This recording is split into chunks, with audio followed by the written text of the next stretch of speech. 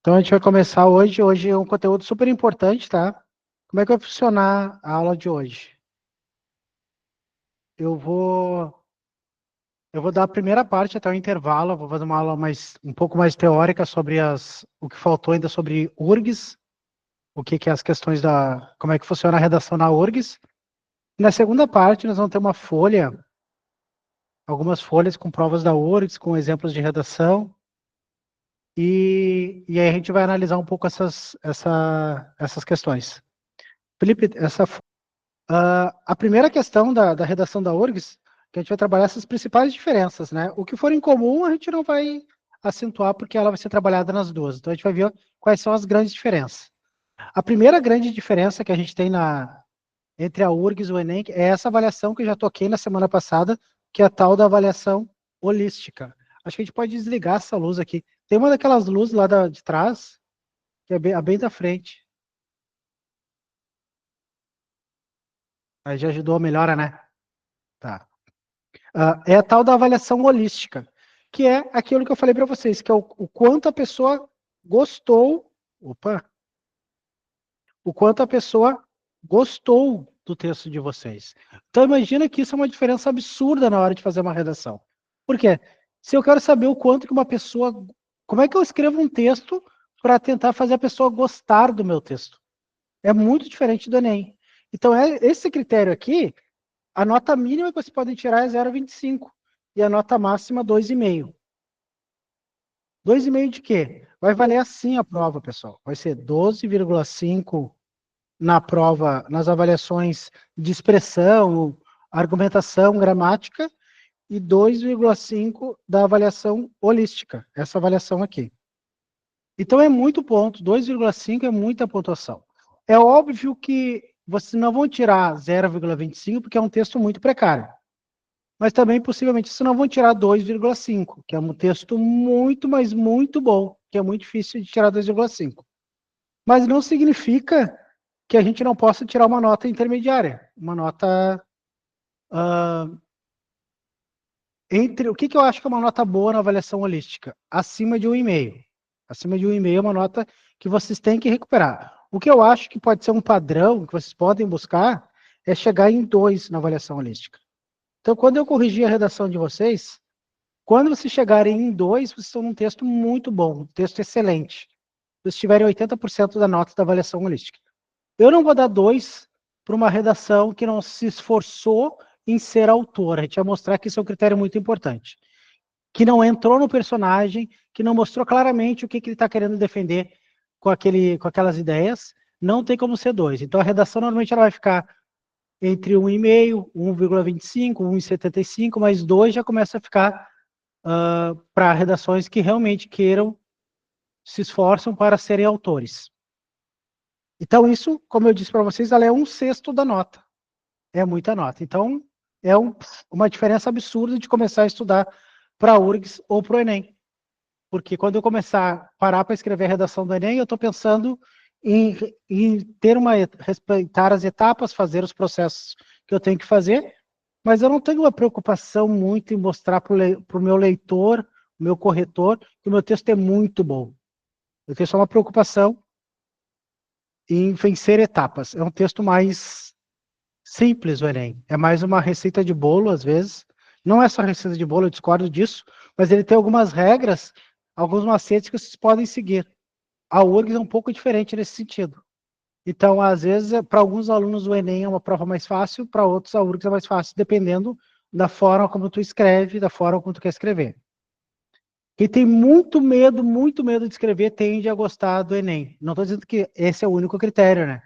Porque ele te dá mais segurança, mais pontos seguros, mas eu acho que...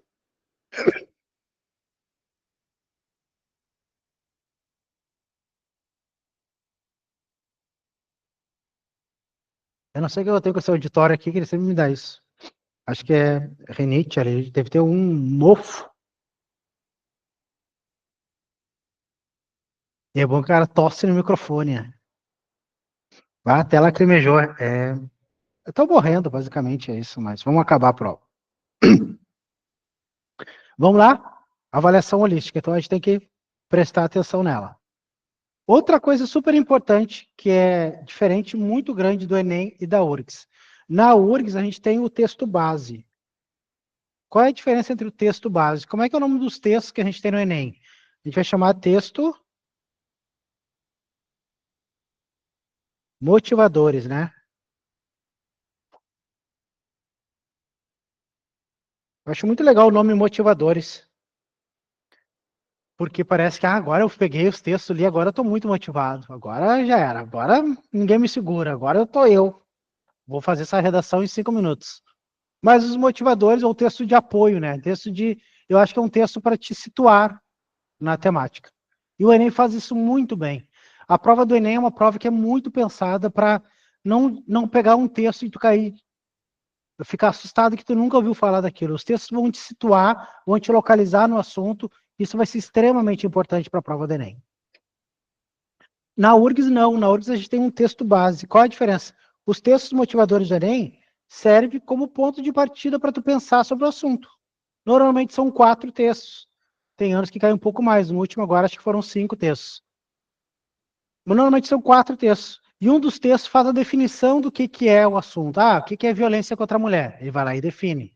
O que é uh, memó a memória da contribuição africana para o Brasil?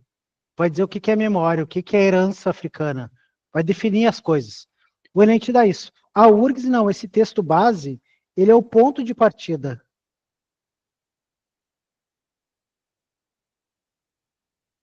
É a partir dele que a gente começa o texto.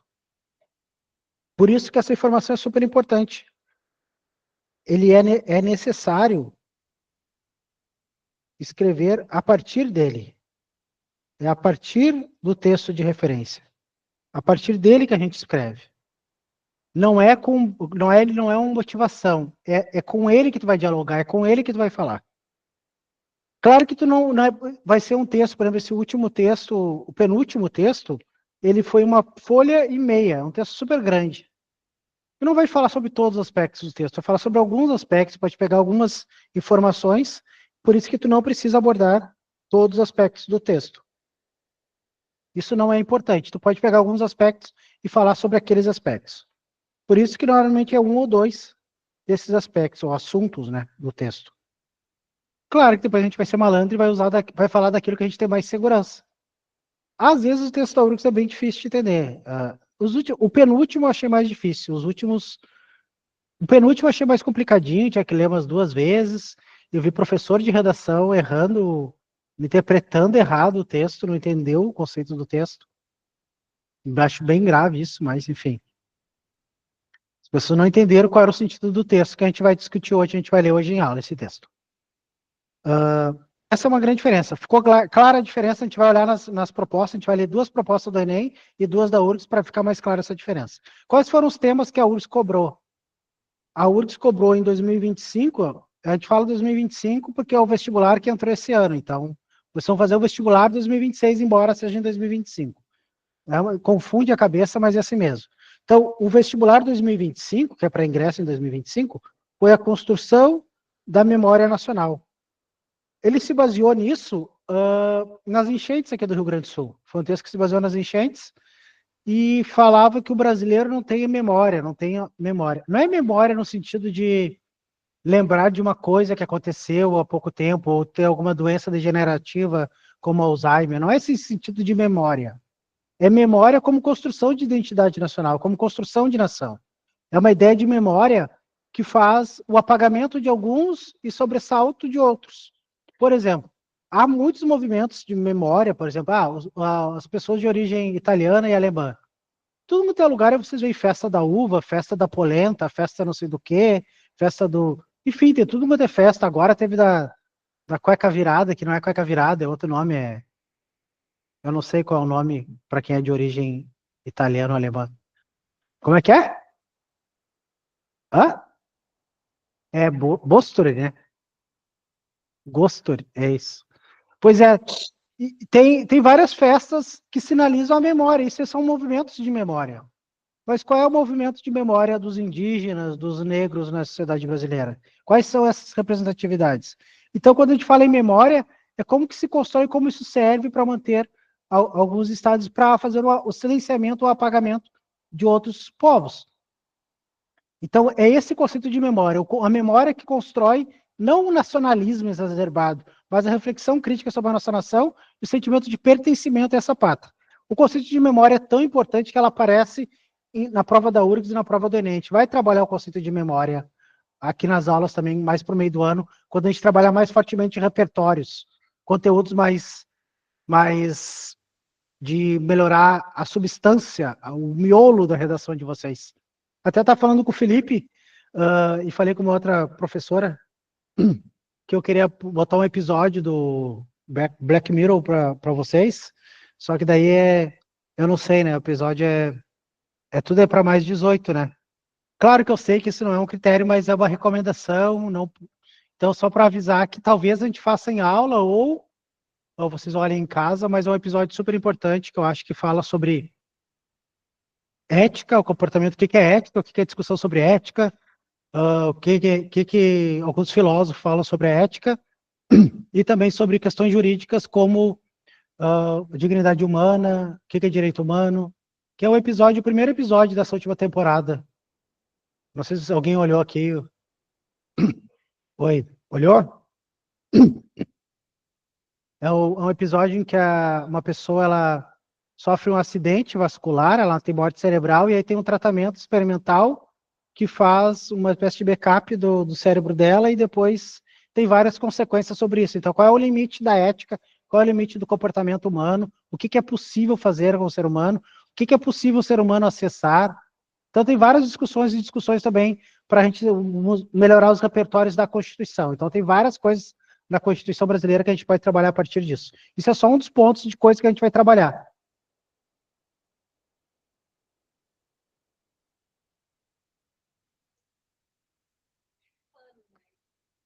Uhum.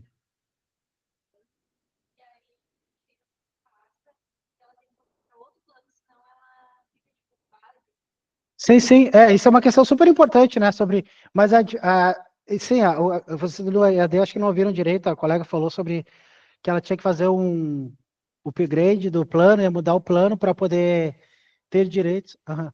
Uhum.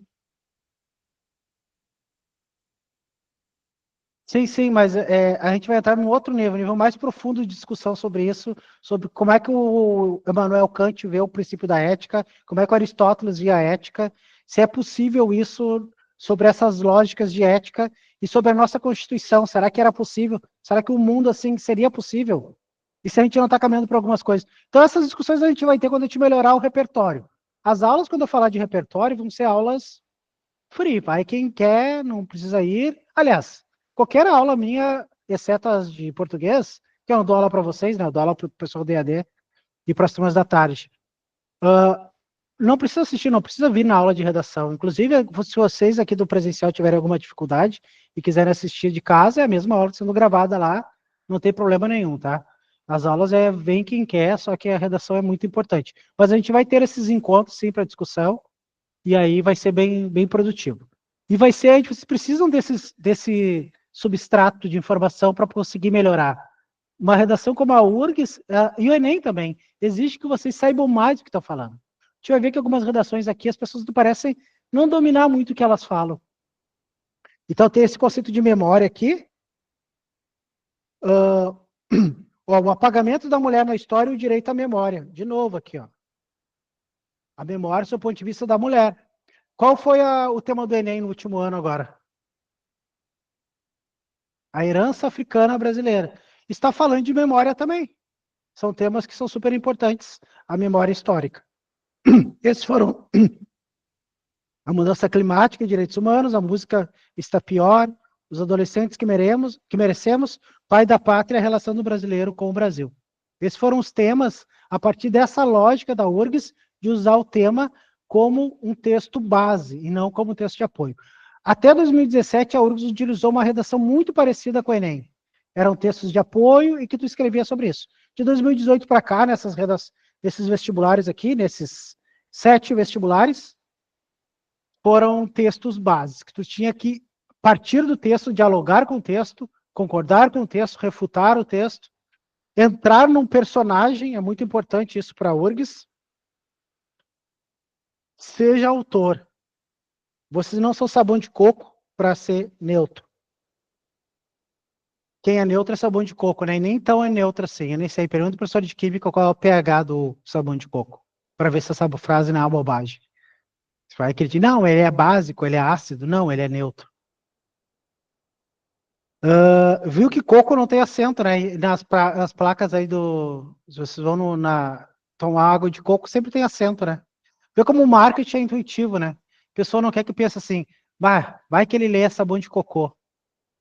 Daí bota o coco, não precisa botar acento, né? Porque coco é uma paroxítona terminada em go, não vai acento. Cocô teria acento porque é uma oxítona terminada em go, tipo sofá, vai acento. Então, não precisaria. Não, essa é uma informação inútil, tá? Mas eu acho que é importante mostrar como as pessoas fazem intuitivamente. E defenda a sua opinião. Gente, a redação do Enem, da URGS, o mais importante é defender a opinião. Você tem que defender a opinião do começo ao fim. Do começo ao fim tem que defender a opinião. Não fica em cima do muro, não fica salameando. Isso aqui é a frase da Alvorada, né? Não te salameia. Não fica te fazendo. Te posiciona, mostra a tua opinião do começo ao fim. Isso é super importante. Tem que deixar claro para esse teu avaliador qual é a tua opinião sobre o assunto. Cuidado com o comando. O que é o comando? Não é nenhuma força militar. O comando aqui é apenas a ordem, o que a URGS está mandando tu fazer. Esse comando aqui é o que fazer. O que eu tenho que fazer? E aí, meus amores, se liguem, porque aí a gente começa a entrar numa espécie de RPG do vestibular. Porque a gente agora vai ter que se portar como se a gente fosse um personagem do RPG. Ó, hoje tu é um estudante que está falando para os teus colegas, para pais e professores. No outro vestibular, tu vai ser alguém que está concorrendo para discutir sobre mudanças climáticas e direitos humanos com a ex-presidenta da Irlanda. Tu quer concorrer no concurso.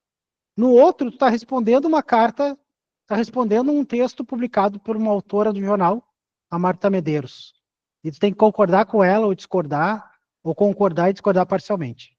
Tu tem que entrar no personagem. Vocês precisam entrar no personagem. Quando eu digo entrar no personagem, é usar todos os recursos. Então, se eu estou numa sala, se a URGS falou assim, ó, agora vocês estão numa sala, no auditório aqui. E agora, imagina o seguinte, eu sou o cara que estou fazendo a prova, a URGS quer que eu seja assim, ó, tu lá, candidato, tu vai estar lá na frente do auditório, tu vai ler um texto para quem é o teu público. Professores da tua escola, pais e alunos. E tu vai ter que defender o ensino de história na tua escola. A partir da leitura do texto que tu fez. Tu vai ter que defender. Então, quando tu faz isso, tem que entrar no personagem. Se tu está se referindo às pessoas, tu pode usar expressões como prezados colegas, pais e professores. Hoje eu gostaria de fazer esses tipos de fala que é o natural. Então vocês estão vendo que não tem nada a ver com o Enem isso. Entra no personagem. Quanto mais tu entrar no personagem, mostrar que tu entendeu o comando, maior a tua nota. Então você tem que entrar nesse personagem o máximo que vocês puderem. Não tenham medo. Eu sei que a gente tem um modelo do Enem que é um modelo muito engessado e tal, vocês têm medo. Vocês podem trazer essas coisas do Enem, mas tem que ficar claro. Se a tua redação, se não mostrar claro qual é a tua opinião, não é um bom texto. Se mostrou claro qual é a tua opinião, mas tu teve muitos erros gramaticais, de concordância, mesmo assim teu texto é bom. Isso é mais importante na URGS do que usar crase ou usar pontuação. Claro que a gente vai melhorar a crase também, né?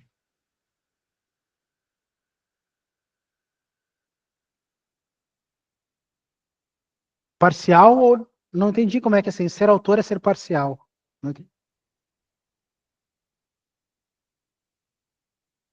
Não, tu tem que fazer tudo que tu puder para convencer o leitor da tua opinião. Isso é a arte da argumentação. Isso às vezes até é retórica. Lá na filosofia, no período dos gregos, tinha um movimento chamado sofistas, que eles faziam exatamente isso. Eles trabalhavam muito com a retórica. Só que os sofistas não estavam preocupados muito com a substância dos argumentos. Eles estavam mais convencer pela argumentação. Nós temos que ser argumentativos. Defender mais opinião. Defenda opinião. E esse comando da URGS, ele pode ser diferente, ele é diferente a cada ano. A universidade consegue inovar um pouco mais e elas mudam os comandos a cada ano. Ok? Então, vocês façam o que a URGS pedir. Ela quer que eu seja um professor, eu vou ser um professor. Quer que eu seja um, um eleitor? Vai ser, eleitor ela não colocou ainda. Acho que ela não entraria tão nesse nível de polêmica. Talvez agora entre, não sei. Vamos ver. Ó, por exemplo, isso aqui é um comando da URGS de 2024. Tendo em vista essa situação, ó, o nosso RPG aqui, ó. O professor coordenador solicitou a membros do grupo a redação de textos dissertativos que apresentem claramente uma posição acerca das opiniões lançadas pela juíza. Esses textos representarão as ideias daqueles que concordam e daqueles que discordam da autora. Você foi um dos escolhidos. Oh, parabéns, grande bosta. Pelo professor, neste importante tarefa, escrever um dos textos. E tudo vocês queriam era ser escolhidos para escrever um dos textos. Vocês estão escrevendo isso num domingo ou no sábado. Agora acho que é no sábado a redação, né? Ela é junto com as provas das exatas, descolou de português. Português é num dia, redação no outro. Você foi um dos escolhidos para essa importante tarefa, escrever um dos textos. Observe que você será porta-voz de uma coletividade. Seu texto, além de representar um posicionamento qualificado sobre as ideias da juíza, deverá apresentar a opinião de seus colegas de grupo. Enfim, você deve escrever uma dissertação que, ao ser lida no grupo de estudos ao qual você pertence, esse é o comando. Vocês vão ler um texto para um grupo de estudo que vocês estão na faculdade pertencentes. Apresentará seu ponto de vista sobre o texto da juíza e representará a opinião daqueles com os quais você se identificou durante o debate. Esse era um comando do ano, que é o apagamento da mulher na história, né? Esse era o texto da juíza que ela fala que a mulher foi apagada na história. Um texto muito bom, bem fácil de ler. Eu gostei bastante desse texto.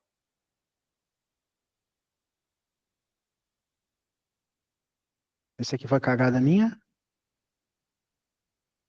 Olha esse aqui, ó, da URGS 2022. Estou dando só o comando, a gente não está lendo o texto. Em resumo, tem uma bíblia antes, né? Você deverá escrever uma dissertação que, ao ser lida perante o grupo de jurados, está na frente de um grupo de jurados agora, deverá apresentar claramente seu ponto de vista sobre as ideias de Marie Robson, não sei como é que fala, expressas na entrevista publicada no jornal. Essa redação deve convencer os jurados de que você é a pessoa certa para representar sua universidade neste grande evento. Um debate com a... Para fazer isso, recomendamos que seja claro, isso aqui é o que está dizendo como é que se constrói uma redação. Construa argumentos bem fundamentados, é o que está ajudando vocês. De modo que possa convencer os jurados de que você é a pessoa ideal. Então agora eu tenho que me posicionar como alguém que quer ser escolhido pelos jurados. Por que eu vou ser escolhido? Por que as minhas ideias são melhores e fazem com que eu seja o escolhido? Estão vendo que é a lógica do RPG? Vai fazer sempre isso. Vamos para o último comando aqui, eu botei alguns exemplos. Esse aqui é o do primeiro que aconteceu assim, que é o da Marta Medeiros. Assim, a partir da leitura do texto de Marta Medeiros e das observações feitas acima, elabora um texto dissertativo que apresente seu ponto de vista acerca das ideias da autora sobre o Brasil. Considere que seu texto pode ser lido pela autora, logo ele terá de conter sua opinião de maneira bem fundamentada, com argumentos que sustentem seu ponto de vista, para que a autora entenda claramente o posicionamento adotado. Então, vocês podem se dirigir a Marta Medeiros aqui. Vocês entenderam que é possível, né? Eu posso falar diretamente para Marta Medeiros, concordando, discordando. E aí eu vou dizer assim, você deve se posicionar a respeito da autora. Contestá-la parcialmente, sobre as ideias dela, integralmente, aprová-las parcialmente ou integralmente. E assim são os comandos da URGS. É bem diferente, né? A Manu aqui colocou que ela viu que é bem diferente. E é bem diferente mesmo, né?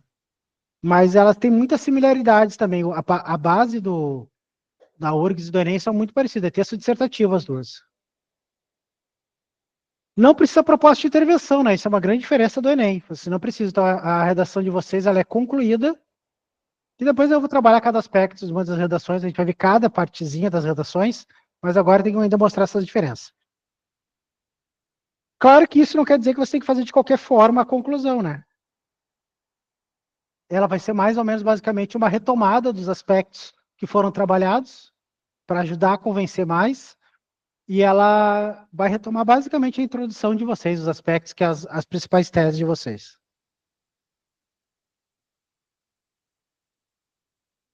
Alguma pergunta do online?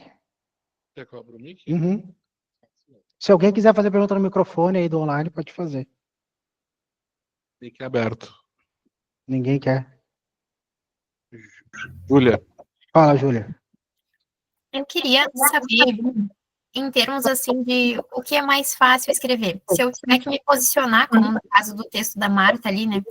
Integralmente para um lado ou parcialmente. O que seria melhor a gente investir? Em defender uma ideia totalmente ou, né, ficar assim em cima do muro? Me parece que vai resultar num texto. Tá gordinho? Tá fortinho? Não, o corpo não, pode. É o rosto pranchado assim. Estão fazendo rango aí. Eu te mutei, Júlia. Pode continuar. Oi. Fala aí. Vai lá, Júlia. Não tem nenhum som aqui onde eu tô. Ah, então alguém tá fazendo um rango aí no outra casa. Continua aí, Júlia. Era a outra Júlia. Ah, tá, a outra. Tá, fala. É que era a Júlia com G que tava bacalhando, a Júlia com J tá falando. Tá, fala, Júlia com J. De novo. Do começo. Não, tu pode falar que te parece mais fácil. Tu falou que parece mais fácil. Imagino que é sustentar, ser totalmente contra ou totalmente a Isso. favor, né? Essa é a minha dúvida. O que a gente deveria fazer? Ser totalmente contra ou a favor, mesmo que a gente tenha nossas próprias ressalvas naquele assunto, só para fazer um texto que seja mais objetivo, sabe? Essa é a minha dúvida. Sim, a tua dúvida é muito importante, na verdade, porque assim, pessoal, vocês vão ter um momento depois que vocês leram a proposta da URGS ou do Enem, que é de amadurecimento das ideias de vocês. Isso é super importante. Vocês não pegam a redação e saem escrevendo. Esse processo, até vocês começarem a escrever, tem que demorar no mínimo meia hora. Tudo que vocês tiverem, lerem na redação, anotem tudo que vier na cabeça de vocês. Eu recomendo, inclusive, que vocês façam uma parte da prova do Enem, por exemplo, vocês podem fazer uma parte da prova de linguagem, ciências humanas, 1 hora de prova tá bom, não cansem demais. E na URGS também vocês podem fazer uma das provas, que são 15 questões cada prova. Por quê? Porque você tem que sentar a poeira, baixar a adrenalina, tem que vir vocabulário, ideias na cabeça de vocês, mas tudo que vier vocês trazem, coloquem no texto, coloquem e não esqueçam de anotar. E esse momento de escolher o que escrever é super importante, e às vezes é isso, às vezes a gente está escrevendo algo que a gente nem concorda tanto, mas tu sabe que é mais fácil usar proposta de intervenção sobre aquilo, que você tem outros argumentos. A única coisa que não pode para a Júlia e para todos vocês é usar uma coisa que vocês discordam completamente. O próprio texto vai mostrar para vocês que você não concorda com aquilo. Então isso é um problema, mas é mais fácil realmente ir por uma linha totalmente contrária ou totalmente a favor. É mais fácil, porque essa linha de ficar em concordar em algumas partes, tu pode acabar te perdendo no texto. E aí fica um parágrafo muito grande, tu não sabe voltar para o outro. Isso é muito comum. Então, assim, realmente, eu acho, pela minha experiência, quando faço um texto, eu vou para uma linha de extremos. Dificilmente eu vou para um texto que eu vou concordar em parte, até porque concordar em parte significa muitas teses, né? Quando a gente pensa, eu concordo em parte. Isso significa muita escrita e que às vezes não dá nas condições de linhas e tu pode te perder. Então é mais fácil, sim, ser totalmente a favor ou totalmente contra. A coisa chamada a dicotomia, né? Essa palavra que a gente usa para isso é dicotomia. Os opostos, né? Uma coisa, a dicotomia ou é 100 ou 0, sabe? 8 ou 80, às vezes é mais fácil. Mas esse processo de amadurecimento do texto chama-se projeto de texto, né? Que uma época virou moda aí, todo mundo queria fazer o tal do projeto de texto. É planejar teu texto, não é escrever um monte de coisa, mas pá, na introdução eu vou fazer isso, no desenvolvimento eu vou para essas ideias, no 2 essa e na conclusão essa. Minha proposta de intervenção, caso do Enem, vou botar esse agente, tem que pensar ao menos mentalmente, o ideal é colocar no papel, num esquema. A gente vai ter uma aula sobre isso, tá? Mas é assim, às vezes é melhor escolher dessa forma. Mais alguém quer fazer pergunta aqui ou na online? Luiz? Fala, Luiz. Pois é. Eu fiquei em dúvida na questão do comando. Nós vamos ter que meio que entrar no papel do personagem de um RPG, tipo, eu como aluno da faculdade, não sei o que, concordo com a autora, ou só aportar a escrita como se, enfim, sem me colocar nesse papel realmente de aluno, sabe? Eu fiquei em dúvida nisso. Não sei se deu pra explicar. Totalmente no personagem que ela tá pedindo. Se tu é um aluno, assim, tu pode falar, eu como aluno dessa escola, acredito que é exatamente isso. Sem medo disso, você não precisa ter medo. A gente vai ver depois como é que ela funciona, e vocês vão ver que a gente vai ler algumas redações. Mais uma pergunta, quantos você perguntando aí? Lucas. Tá, só o Lucas e depois eu continuo. Tá, O Tainara Felipe e Lucas, também. então. Se o Lucas vai falar, a Tainara fala daí. Tempo. Tá, pode falar, Tainara. Sora, eu perdi um pouco da aula. Na da URGS, como eu não sei quem é que tá falando ali, dá para escrever em primeira pessoa? Dá, às vezes tu tem que escrever em primeira pessoa.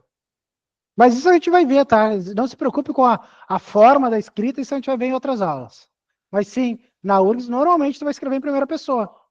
Porque tu vai se posicionar, tu vai ser um estudante, tu vai ser alguém que tá com... É óbvio, né? Tu tem que escrever da forma, é um texto natural, ele quer te colocar numa situação, num problema para tu responder.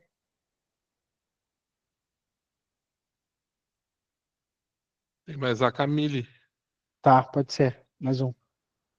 Camille Vitória. Boa noite. Eu queria saber se vale a pena fazer o projeto inteiro da redação antes, ou apenas as anotações. Tá, assim, eu não sei o que tá falando pro projeto, né? Eu lembro que teve um aluno, logo que saiu a pandemia, que ele veio aqui, ainda bem que ele já passou agora, tá fazendo a faculdade dele, e ele até me deu os textos, eu sentei numa aula no sábado com ele, e ele veio com umas 4, 5 folhas, tudo anotado. O que é isso, cara? Ele, isso aqui é um projeto de texto. Mas que projeto de texto? 5 folhas? E aí ele falou que tinha aprendido num cursinho, acho que foi no Me Salva que ele aprendeu. E aí ele fez um projeto de texto imenso. Só para fazer aquele projeto de texto lá, ele vai gastar uma energia absurda. Então escrever tudo não, né? O que tu precisa é ter as ideias chaves, assim. A gente vai fazer um projeto de texto mais econômico, que é assim, tópico. Introdução, eu vou usar essa tese. Daí tu escreve ali a tese pequenininho. Na introdução, no desenvolvimento, eu vou usar esse argumento lá, um fato histórico. Daí tu coloca, usar, sei lá, o período de escravidão no Brasil. No outro, eu vou usar um dado de uma entrevista que eu fiz. Vou usar a entrevista para sustentar isso. Para tu visualizar todo o teu processo. É só isso. Esse é o projeto de texto. Mas, gente, a gente vai ter uma aula só sobre isso. Essas estratégias a gente vai fazer. Não se preocupem, tá? Eu sei que vocês já querem lá na frente, mas a gente vai chegar no projeto. A colega aqui?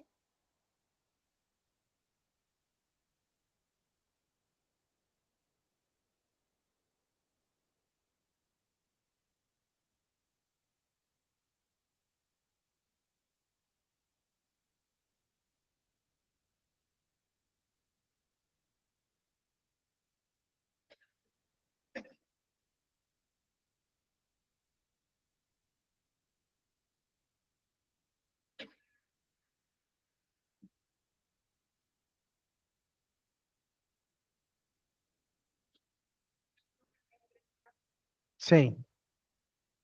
A pergunta da colega é se ela fica mais em dúvida sobre o modelo que o Enem tem um modelo, é mais fácil, um porto seguro, e a URGS não tem uma regra, um modelinho para seguir. A URGS tem algumas coisas que elas vão indicar e eu vou mostrar isso hoje para vocês. Mas assim, vocês podem usar coisas que vocês já usam no Enem, vocês podem usar. Por exemplo, um nexo no início de cada parágrafo. Pode usar na URGS também, pode usar, já é um ponto de partida. Podem, não é obrigatório na URGS, mas vocês podem usar, pode manter o padrão que vocês têm no Enem. A introdução é muito igual à introdução do Enem e da URGS, pode usar a mesma introdução.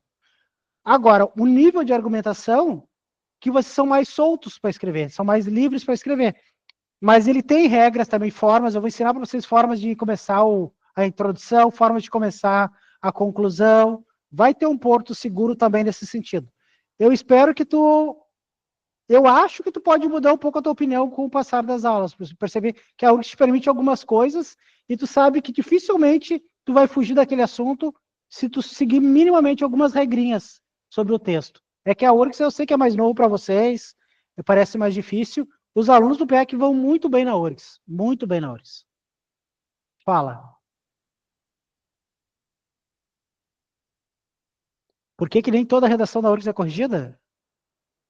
Nem toda a redação da URGS é corrigida porque tem várias regras que eliminam o candidato. A primeira regra que elimina o candidato é se tu zerar alguma prova. Se tu zerar alguma prova, tu está fora do vestibular. A segunda regra, tu tem que fazer no mínimo 30% da prova objetiva, que seriam 41 questões, né? São 135, 30% dá 41 questões. A terceira regra, tu tem que estar posicionado até 4 vezes o número de vagas do teu curso. O que isso significa? Imagina que no teu curso, na tua cota, tenha 20 vagas. Os 80 primeiros vão ter redação corrigida. O 81º já não vai ter. Porque, matematicamente, quem está mais de 4 vezes o número de vaga não tem nota suficiente na redação para recuperar. Mas notem a importância da redação. Ela é tão importante que é possível alguém estar na posição 80 e migrar para 20, para a 20ª e entrar. Olha qual é a condição que a URGS faz. A redação é muito potente na URGS. Então, às vezes, não é corrigida por isso. Ou porque o aluno zerou, ou porque não fez os 41 acertos também. Normalmente é isso que acontece. A não ser cursos muito concorridos, todo mundo vai estar no critério de 4 vezes o número de vaga. Só alguns cursos, assim, como medicina, depende também qual é a cota, talvez psicologia, alguma outra cota, direito e alguma outra, mas a maioria não chega a entrar nesse critério. Tá, eu vou continuar agora e depois eu deixo mais um período para perguntas. Devolve meu mouse. Vou desligar o mic da galera. Agora devolvo.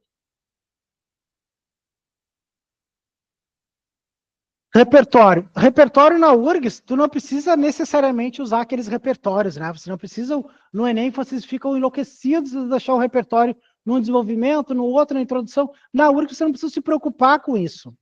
Claro que você tem que usar argumentos. Então, eu quero defender a minha ideia. Então, eu vou citar um sociólogo importante, mas a diferença é que a gente vai citar porque tu conhece a pessoa. Agora eu quero defender a minha ideia. Eu vou citar a Djamila porque eu conheço. Eu vou citar o Paulo Freire porque eu conheço. Eu vou citar o episódio do Black Mirror porque eu vi, porque eu entendi. Não é só por citar, essa é a diferença. Mas é óbvio que repertórios socialmente relevantes são importantes. Isso ajuda na tua argumentação. Então, tu não precisa ter esse critério. Não tem uma competência que no Enem é a nossa segunda competência, né? Lembra da segunda competência do Enem, que era o uso de repertório? E a terceira competência dizia como que tu relacionava o repertório com a argumentação.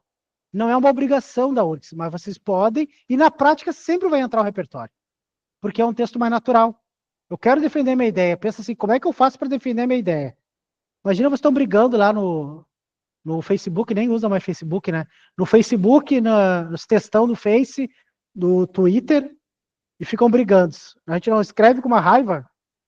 Eu não sei, eu não uso o Twitter, mas no Facebook eu ficava com raiva, na época que a gente usava o Facebook.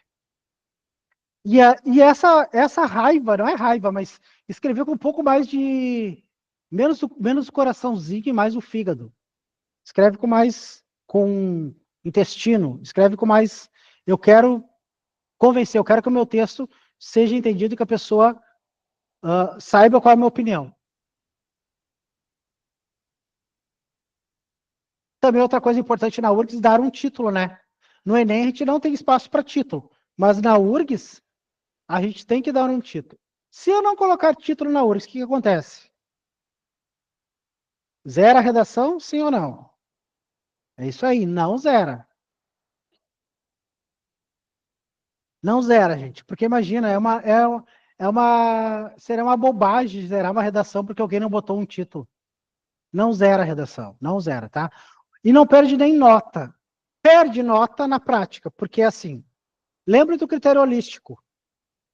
Então a pessoa gosta ou não do teu texto. Vocês leem texto sem título? Normalmente os textos têm título, não é isso? Não é essa a vida? Então o que acontece? O título é a apresentação da tua redação.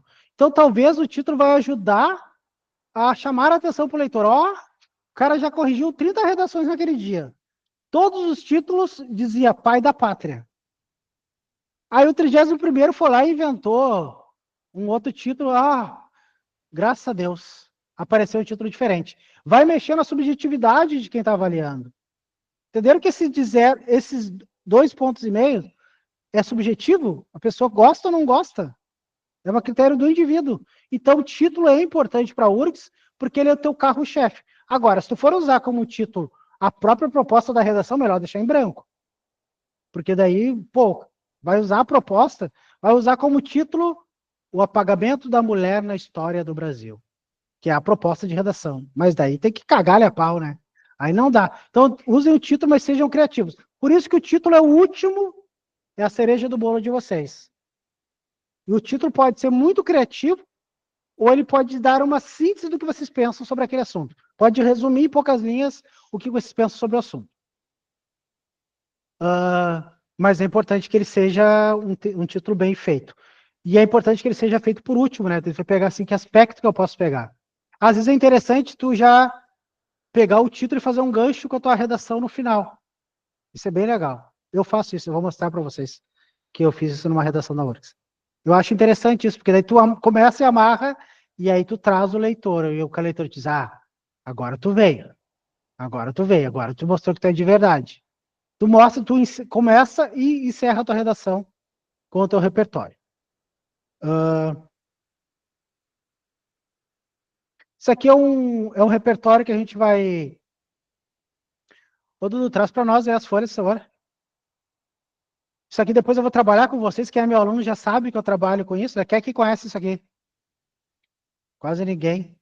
Quase ninguém é meu aluno nessa sala, que foi meu aluno.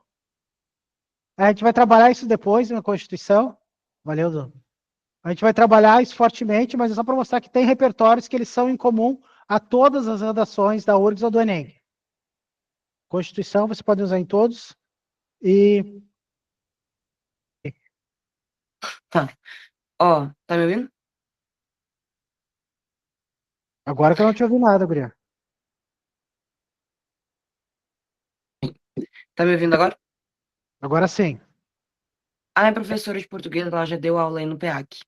Aí ela pediu para mim te perguntar se, por exemplo, se a gente do segundo ano do médio, se a gente vai bem no Enem e consegue alguma vaga numa faculdade, a gente consegue para faculdade ou só se completar o médio?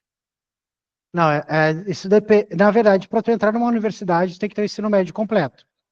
Então, tu Sim. poderia, por exemplo, fazer uma prova do Enseja, por exemplo, que está aberta a inscrição, inclusive até semana que vem, eu acho. E fazer a prova e conseguir o diploma, mas para isso, para conseguir o diploma de ensino médio, tem que ter no mínimo 18 anos. Então, a resposta é não, se tu não conseguir ter o diploma de ensino médio. Ainda que tu seja o melhor aluno do mundo, tu não tiver o ensino médio, tu não consegue a vaga. Teve aluna nosso ano passado, a Júlia, que passou no segundo ano, e aí ela ficou muito insegura depois no terceiro. E agora vai que eu não passo.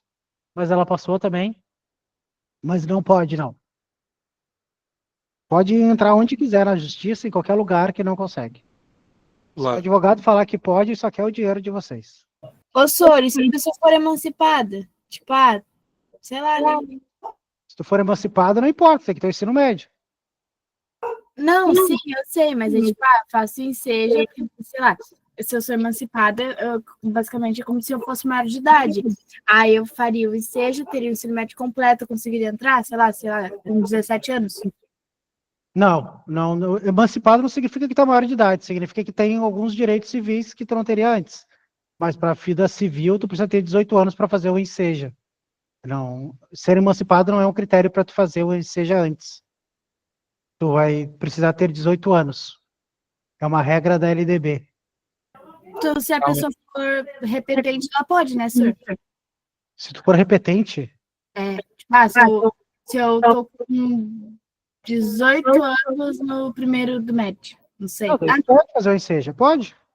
Não, mas se tu tiver 18 anos, tu pode fazer a prova do enseja para o ensino médio. Se tiver 15 anos, tu pode fazer para o ensino fundamental. Não sabia. Independente de estar na escola ou não, tu pode simplesmente agora, tô no segundo ano, tenho 18 anos, faz a prova do enseja, tu tem o diploma do ensino médio. Entendi. A Lavínia estava como levantada. Tá, vamos lá, mais uma pergunta para a gente continuar. Professor, a minha pergunta é sobre o título. Na escola eu fui instruída a não botar título para tipo, não me perder no meio da redação com o meu título, que isso descontaria mais pontos o título, caso eu me perdesse.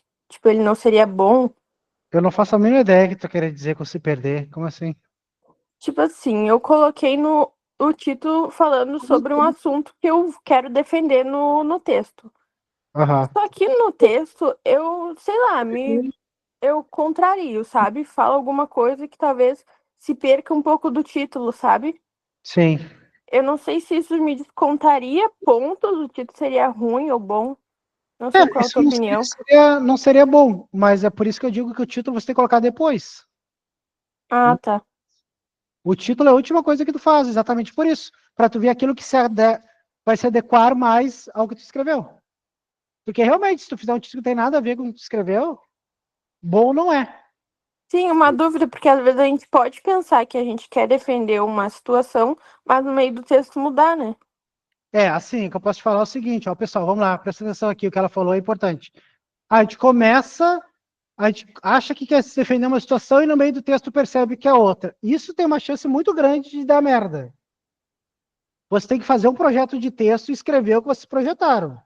Você não pode, no meio do texto, querer mudar a posição de vocês. Amadureçam isso, por isso que tem que esperar no mínimo meia hora para isso acontecer. Porque isso é um processo demorado e vocês têm que ir atrás. Não dá para mudar a argumentação no meio do texto, gente. Isso é importante, a gente vai treinar bastante isso, vai ter muito treinamento sobre essas coisas. Tá, agora tira o microfone para eu, por favor, Felipe. Já tirei, só vou te botar em tela inteira aqui. Ah, que bonito. Fica mais chique. Tá, agora a gente tem, vocês aí que estão presencial, receberam essa folha do Enem. A primeira agora eu vou ler junto com vocês, tá? E depois, por que eu quero mostrar para vocês? Mostrar como é que é construída a estrutura da redação do Enem. Depois a gente vai ver como é que é construída a da URGS. Primeira coisa que eu quero que vocês olhem é direto lá no que está sendo pedido lá no final. Então agora só esperem um pouquinho que a gente está...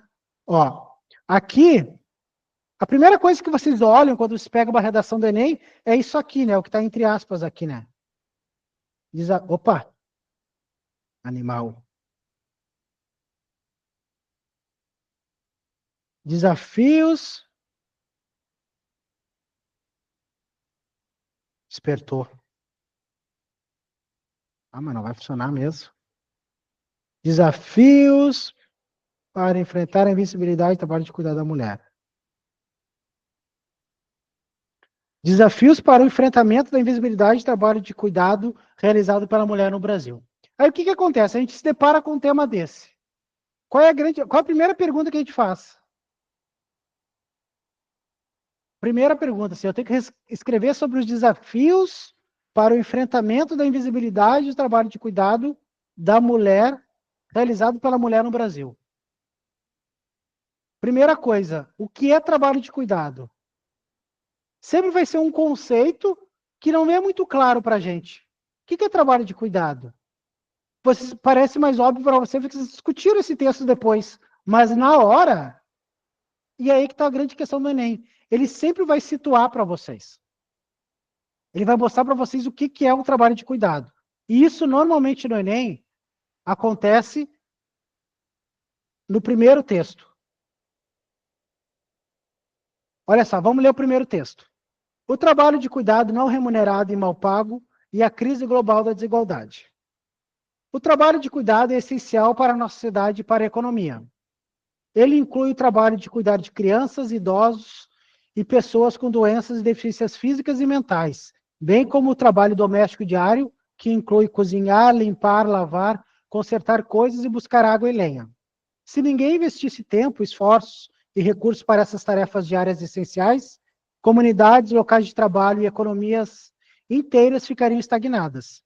Em todo o mundo, o trabalho de cuidado não remunerado e mal pago é desproporcionalmente assumido por mulheres e meninas em situações de pobreza, especialmente por aquelas que pertencem a grupos que, além de discriminação de gênero, sofrem preconceito em decorrência de sua raça, etnia, nacionalidade e sexualidade. As mulheres são responsáveis por 3/4 do cuidado não remunerado e compõem 2/3 da força de trabalho envolvida em atividades de cuidado remuneradas. O que o Enem fez aí para vocês? Ele conceituou o trabalho de cuidado, né?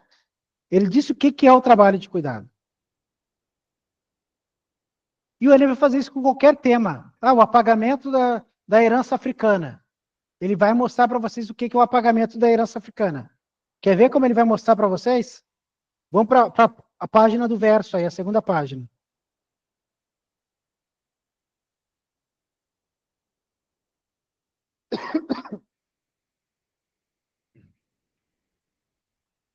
Esse aí já diz pra gente assim, ó, tudo é um desafio, né? A vida é desafio pro Enem, parece que está na música dos Racionais. Né? Desafios para a valorização da herança africana no Brasil. Desafios para a valorização da herança africana no Brasil. Primeira coisa, desafios a gente sabe que aparecem em toda a prova do Enem. O que é herança africana? Qual o conceito de herança? O que é uma herança? Ah, é o dinheiro que a minha mãe me deixou. Não, pobre não tem herança, né? Pobre tem dívida. A gente não tem herança. Com certeza o Enem vai conceituar para vocês. Olha só o que o Enem faz. Ó. Qual é o texto 1 do Enem aqui? O nome do texto é herança. Herança, o legado de crenças, conhecimentos, técnicas, costumes, tradições, transmitido por um grupo social de geração para geração. Cultura. Definiu o que é herança, né? Qual é o... Esse é o conceito de herança. Texto 2. As culturas africanas e afro-brasileiras foram relegadas ao campo do folclore com o propósito de confiná-las ao gueto fossilizado da memória. Gurias. Folclorizar, nesse caso, é reduzir uma cultura a um conjunto de representações estereotipadas, via de regra, alheias ao contexto que produziu essa cultura. Já está dizendo como é que é visto, como é que é visto tradicionalmente a herança africana no Brasil. Então, primeiro conceitua o que é herança, mostra como é que a cultura africana, os costumes são feitos no Brasil, às vezes de maneira estereotipada. Inclusive, eu acho até que, depois a gente vai ver os textos de nota máxima, eu acho que um texto. Meu alarme aqui para dizer que é para eu fazer intervalo daqui a pouco. Agora eu quero que vocês leiam os outros dois textos. O texto 3, o 4 e o 5. E vê o que vocês tiram desse. E o 6, né? O 3, 4, 5 e 6. E vê que informações vocês podem tirar desse texto. O pessoal do EAD, tu botou no grupo? Joguei no início da aula. Tá, é a página 2, tá, pessoal? Quem tá aí. Lê os textos de apoio e vê o que vocês tiram deles. Do Desafios da Valorização da Herança Africana.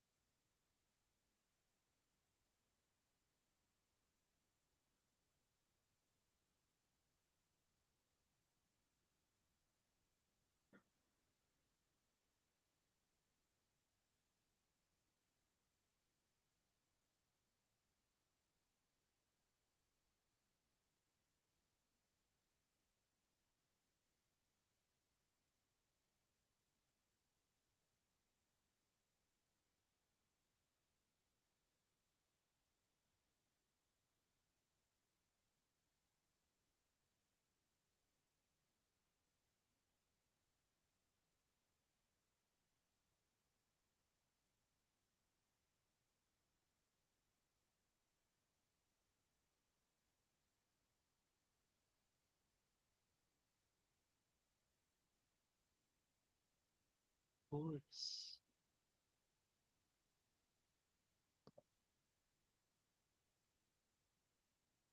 Até a galera do presencial, né?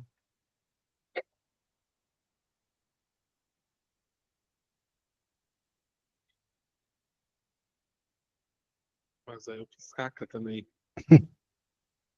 Aula de redação, aula de língua estrangeira, tem o pessoal do presencial que assiste. Uhum. E estão pedindo. Sim, eu Eu vi vou jogar no aqui. grupo de aviso. Eu vi aqui. Vou ter que começar a me ligar nisso. Feito! Então, olha só, a primeira coisa que a gente fala em herança africana, a gente pensa, e não deveria pensar, mas as pessoas pensam em questões estereotipadas. Você sabe o que é um estereótipo, né? É construir de um indivíduo, de um ser, uma representação do todo. Então, pega lá o samba, a capoeira, e diz que isso é a representação da herança africana. Isso é uma estereotipação, dizer que a herança africana se resume a isso. Isso é um estereótipo. É construir de um tipo, único tipo, a representação para o todo. Ou pega o estereótipo de professor de universidade. Aí pega aquele cara cheio de barba, comunistão, da velha guarda, e diz que aquilo ali é os estudantes da URGS. Não é isso? É assim, são estereótipos que se fazem, que estereótipo tem a ver puramente com preconceito. Não pode se transformar estereótipos.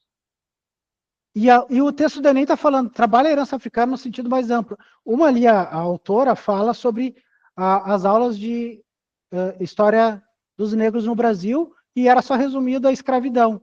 E não falava de Luiz Gama, por exemplo. Luiz Gama, você sabe o que é Luiz Gama? Primeiro advogado brasileiro, negro, a exercer a advocacia. Tem uma série chamada, um documentário chamado Luiz Gama. Ele foi um cara super importante para a história do Brasil. Ele conseguiu juridicamente libertar vários escravizados, e ele fez uma tese muito importante, que até hoje ela é muito forte, que ele dizia assim que todo escravizado que mata o seu senhor, quem escraviza, é sempre legítima defesa. E ele sustentou isso quando um escravizado, a mulher dele era abusada pelo esse escravagista, e levava a mulher, estuprava, e aí um dia ele não aguentou e foi lá e deu uma facada pelas costas e matou o cara. E ele foi a julgamento e ia ser condenado à pena de morte. E o Luiz Gama disse que todo escravizado necessariamente é legítima defesa porque ele está sempre numa posição inferior. E foi uma grande tese, ele conseguiu absolver esse homem.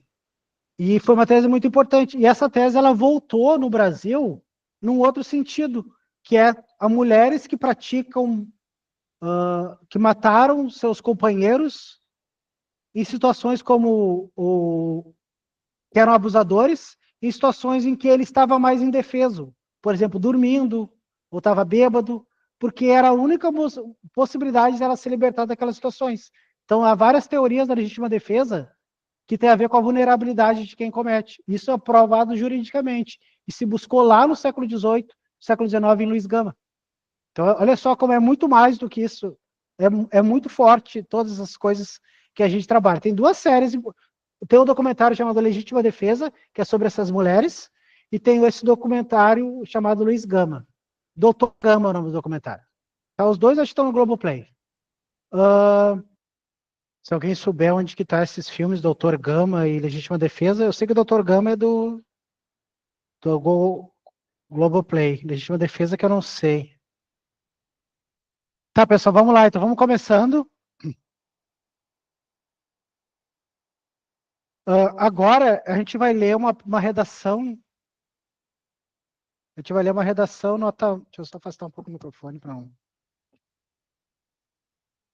A gente vai ler uma redação, nota máxima, de 2024, sobre esse tema agora que a gente falou, sobre a herança africana no Brasil, né? Desafios para enfrentar a herança africana no Brasil. Como é que é o nome? Desafios para a valorização da herança africana no Brasil. Valorização é a palavra, né? Como se valoriza a herança africana? Primeiro, acabando com a estereotipação. Mas vamos ver esse texto agora, se ele não pega um pouco na estereotipação também. Essa redação foi nota máxima, tá? Vamos lá. É a página 3, eu acho, de vocês, a terceira, na 4. É a segunda folha, né, a página 4.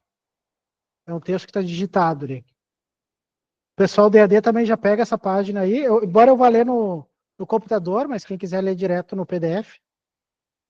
Vou começar.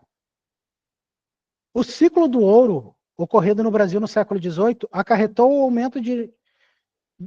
aumento do número de escravos provenientes da colônia africana no país, trazidos com graves diferenças culturais entre si, sem que fossem levados em consideração os aspectos regionais e sociais de sua origem, ocasionando uma homogeneização forçada de indivíduos.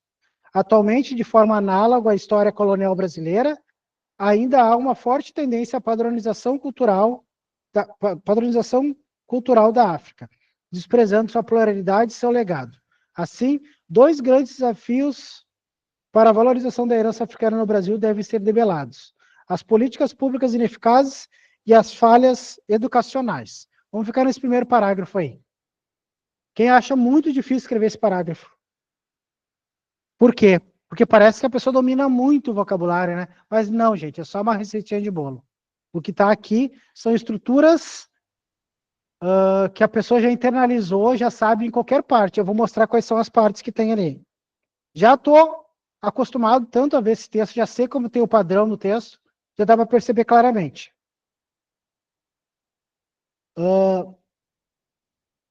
Essa parte do atualmente aqui, ele sempre usa. E de forma análoga, ele sempre vai usar em qualquer redação. Mas tem uma coisa aqui que vai aparecer sempre na redação dessa pessoa. Esse último parágrafo, assim. Ele faz toda a introdução, apresenta e ele encerra com essa parte aqui, ó. Assim, 2 grandes desafios para a valorização da herança africana devem ser debatidos. O que ele muda sempre nessa proposta dele? Ele muda só isso aqui, ó. Assim, 2 grandes desafios para a diminuição da violência contra a mulher no Brasil devem ser debelados. Assim, 2 grandes fatores para a valorização do trabalho de cuidado da mulher no Brasil devem ser debelados. Vocês estão entendendo que já tem uma fórmula pronta aqui? Isso é bem comum, gente. No Enem isso é muito comum acontecer. E eu vou mostrar para vocês que a gente pode construir essas formas. Isso não está errado. E vocês devem fazê-las. Só que você tem que produzir algo que seja natural em vocês. A gente vai ter aula só sobre isso. Exemplos de introdução que eu vou dar para vocês. Ó, eu acho que você pode usar esse modelo aqui ou esse aqui. Mas existem formas prontas. Eu vou já partir para outra redação que é sobre o outro tema, só para vocês verem que a introdução da outra pessoa tem a mesma estrutura na página... Ah, não, uma página anterior, página 3. Olha como é que diz a página 3. Isso aí é sobre a invisibilidade do trabalho de cuidar da mulher. Olha a introdução dessa pessoa aqui. A Constituição Federal de 1988, o documento jurídico mais importante do país, garante o trabalho remunerado e a dignidade humana como direitos de todo cidadão brasileiro, além de estabelecer a igualdade entre os gêneros masculino e feminino na sociedade. Mesma estrutura, ó. Entretanto, nota-se que tal prerrogativa tem se reverberado na prática vista, que é uma... Isso aqui, tu pode usar para qualquer redação. Visto que ainda há. Entretanto, nota-se que tal prerrogativa não tem se reverberado na prática, visto que ainda há a persistência da violência contra a mulher. Ainda há a desvalorização da herança africana no Brasil. Vocês estão vendo que é o mesmo modelo? Que a pessoa segue um modelo para encaixar. Isso a gente vai trabalhar isso. Então parece que é um texto muito difícil, mas na verdade a pessoa só segue um modelo, uma receita, que eu recomendo muito no Enem. E eu vou dizer quando que eu mudei minha posição, quando eu fiz o Enem um ano retrasado, ou há 3 anos, eu não me lembro. E é muito difícil, não tem como dar tempo de fazer tudo, não tem tempo. Eu sempre fazia o Enem, mas fazia anos que eu não fazia. E vocês têm que ter um modelo sim, e seguir o modelo, para você só encaixar e colocar as palavras, dá para fazer sim. Claro, não é aquela coisa tosca do TikTok, aquela coisa tosca que você vê na internet. É uma coisa produzida e com repertório que vocês dominem. Por exemplo, a Constituição Federal de 88, vocês vão dominar vários artigos da Constituição, porque eu vou discutir esses artigos com vocês vão entender quais são os direitos individuais, quais são os direitos sociais, quais são os direitos fundamentais da República, você entendesse profundamente de onde que eles vieram. Mas olha só, para vocês perceberem como essa fórmula ela já está cristalizada. Ó, portanto, faz-se necessária a análise dos dois principais fatores que contribuíram para esse triste cenário. Se eu esquecer o que está depois, machismo e o descaso estatal, eu posso usar para qualquer momento, não? Portanto, faz-se necessário a análise dos principais fatores que contribuem para esse triste cenário, que pode ser qualquer triste cenário, da violência contra a mulher, da desvalorização da herança africana, qualquer cenário pode estar aqui. E ainda essa pessoa ainda faz mais, ela coloca coisas genéricas, como o machismo e o descaso estatal. Isso é um modelo que você já tem, só olhando aqui para mim, só pensando no que a gente está falando, você já tem aí 70% da introdução feita. E eu quero que vocês construam os modelos de vocês. A gente vai aprimorando. Ah, não, melhora isso aqui, faz isso aqui. Na próxima aula, por isso que eu quero que vocês esperem mais uma aula para escrever. Na próxima aula eu vou dar modelos de introdução para o Enem. Possibilidades de proposta de intervenção para o Enem. E aí eu já vou querer que apareça o modelo de introdução na primeira redação que eu vou entregar. Nós vamos treinar modelos de introdução e vão trabalhar esse modelo de introdução. Fala.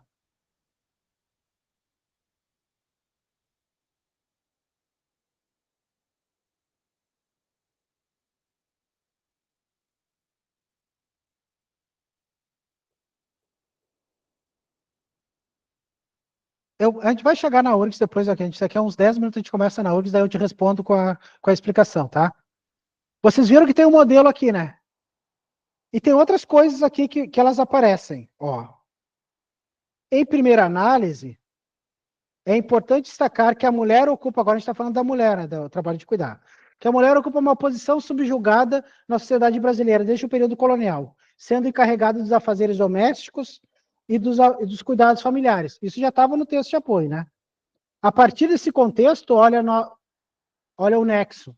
Após anos de inferiorização, as mulheres conquistaram diversos direitos sociopolíticos, como o direito ao voto e o trabalho remunerado.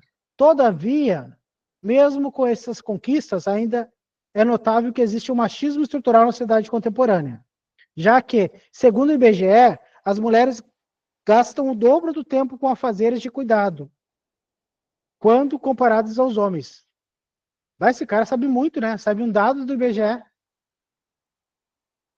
Tá aí, exatamente. Só que a pessoa falou? Ela só pegou lá a proposta e olhou lá na folha 1. O texto 2 diz sexo masculino. A pessoa só pegou isso que está na folha 2 aqui, ó. Que eu estou mostrando aqui para o pessoal do EAD também. Ó, homem gasta 11 horas. Está no texto 1 também, né? Mas no texto 2 diz, ó, mulheres. Praticamente o dobro. Esse texto poderia estar escrito, os homens gastam a metade, ou pode dizer que a mulher é responsável por 2/3 dos afazeres. Se somar os dois, tem que ser melhor de matemática, fica mais chique, inclusive, né? 2/3 dos afazeres domésticos. Então, quando a pessoa me pergunta se eu posso copiar coisas do Enem, da proposta, tu pode dialogar com a proposta, pegar os dados e colocar de uma outra forma. Não é nada genial o que ele fez aqui, foi só... Ele sabe as regras do jogo. Pessoal, eu vou ensinar vocês a irem bem na prova. Eu não vou ensinar vocês a serem escritores. Vocês vão sair bem na prova. Vocês vão tirar excelentes notas. E eu vou ensinar as mesmas regras que todo mundo tem, as pessoas com os melhores professores do mundo de redação, que fazem os cursos mais caros que existem por aí, que os caras pagam mais de R$1.000 por mês, tem cursos assim. E eu vou ensinar para vocês exatamente isso. Aliás, modéstia à parte, mais preparado do que eles. Nós vamos fazer um trabalho mais bonito ainda. Todavia, mesmo com essas conquistas, ó, olha só de novo aqui, ó. Nesse sentido, por ser uma tradição, a pessoa já escolheu que ela vai usar os nexos. Ela já está trabalhando para ter a nota máxima nesse critério. As mulheres gastam o dobro do tempo quando comparadas aos homens. Nesse sentido, por ser uma tradição enraizada na sociedade, o trabalho de cuidado realizado pela população feminina é ignorado por grande parte das pessoas. Achei horrível botar a palavra tradição. Tu poderia dizer um problema, né? Ó, o ademais. O ademais aparece em todo mundo que quer botar o ademais. Ademais, o que é ademais? Que é além disso, né? O primeiro nexo que ele inicia o segundo parágrafo é em primeira análise. E esse aqui vem com ademais no segundo. Sempre dá em primeira análise ademais. Porque o segundo parágrafo sempre vai ser uma primeira análise. E o outro parágrafo sempre vai ser uma coisa a mais, que é um ademais. Ademais é imperioso. A imperioso já dá uma arrepiada. É imperioso, é importante, né? Ressaltar que a invisibilidade e desvalorização desse tipo de trabalho resultam, em alguns casos, na falta de remuneração, o que contraria o direito estabelecido na Constituição. Meteu Maquiavel, de acordo com o filósofo Nicolau Maquiavel, já me irrito, o principal objetivo do governante é a manutenção do poder, deixando em segundo plano a busca pelo bem comum. Ah, olha só essa frase. O Mário Quintana. O Maquiavel, o principal objetivo do governante é a manutenção do poder, deixando em segundo plano a busca pelo bem comum. Linda a frase. Ele deve ter usado umas 40 redações. Agora vamos ver qual é a relação que ele faz com o resto do texto. Assim, é evidente que o Estado não se preocupa em garantir os direitos das mulheres, o que reflete na ausência de políticas públicas que asseguram uma remuneração digna àquelas que trabalham. Dessa forma, as mulheres se encontram desamparadas, ao mesmo tempo pela sociedade e pelo governo. Qual é a relação daquela frase com o resto do texto? Pensem bem, será que tem relação? Ele fala que a função do governante é a manutenção do poder, mas no que ele explicou isso em alguma parte? Ele só jogou ali. Tá, mas eu não entendi o que quando tu diz assim, o principal objetivo do governante é a manutenção do poder, deixando em segundo plano a busca pelo bem comum. Tá aí. É.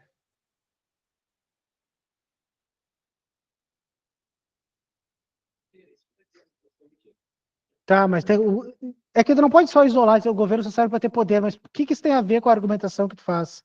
Essa é a questão que ele não aprofunda. E mesmo assim o Enem deu nota máxima. Tu percebe que esse texto é aquele tipo de texto que está forçando a amizade, colocando o repertório amarra, né? Vocês fazem isso, né? Vamos combinar que é assim mesmo que funciona. Às vezes a gente mete os repertórios amarra. Eu não sou contra usar sempre os mesmos repertórios. Só que a gente tem que ter um leque um pouquinho maior para encaixar mais o repertório, né? Com a argumentação. Porque vocês sabem, lá no fundinho do coração de vocês sabem que vocês estão forçando a barra com o repertório. Não sabem? Sabem, né? Vocês sabem disso. E é óbvio que quando eu leio o texto eu já percebo que a pessoa está... É diferente quando o repertório é usado para sustentar o teu argumento ou quando ele é só porque eu tenho que colocar. Como o Enem tem que colocar, nós vamos colocar. Eu já vou sugerir alguns repertórios, um é a Constituição, e o outro a gente vai ter que começar a pegar, por exemplo, as leituras obrigatórias, que vocês vão ler, vocês podem utilizá-las, porque são coisas que vocês vão dominar. As séries que a gente vai olhar em aula, séries de terror, não, de terror não. Portanto, é necessário, sempre o portanto acabando, é necessário promover ações concretas as quais alterem o quadro de visibilidade de trabalho de cuidado realizado pela população feminina. Logo, aos nexos, cabe às emissoras de TV, as quais são grandes formadoras de opinião na sociedade, realizar campanhas sobre a importância da luta contra o machismo, por meio de anúncios publicitários, a fim de desconstruir ideias de subjugação presentes no Brasil contemporâneo. Além disso, se sobrou linha no Enem, a gente continua. Fez 28 linhas, foi o que essa pessoa fez aqui. Ó. Ah, sobrou uma linha e meia, o que eu faço? O professor dele instruiu muito bem. Não deixa a linha em branco. Vai lá e continua com mais intervenção, porque se faltou alguma coisa, tu vai completar aqui. Daí, sobrou essa linha aqui. Além disso, o governo federal deve fiscalizar as relações de trabalho para garantir a remuneração feminina. Que eu não tem, é meio, não é um texto bem feito, mas é um texto assim impossível de fazer. Pessoal, é bem possível, por isso que eu digo, quando eu digo para vocês que vocês podem tirar acima de 900, porque é muito possível. É muito possível. É só saber as regras do jogo. Então, na próxima aula a gente já vai ter um texto, uma introdução, modelo. A gente vai ficar aqui a noite toda construindo modelos. Vocês vão ter que escrever e pensar nesses modelos. Eu vou dar vários exemplos que vocês vão ver. Vai ficar na hora assim, eu posso usar sempre esse modelo. Eu vou dar um modelo, usar com 2, 3 temas, para ver se eles encaixam. Ficou bem clara. Eu achei pobre a intervenção dele, mas ela está clara. Ó, vamos ver esse outro texto aqui, ó. Vamos voltar lá para o texto 3, eu acho, página 3. Ou 4. 4, né?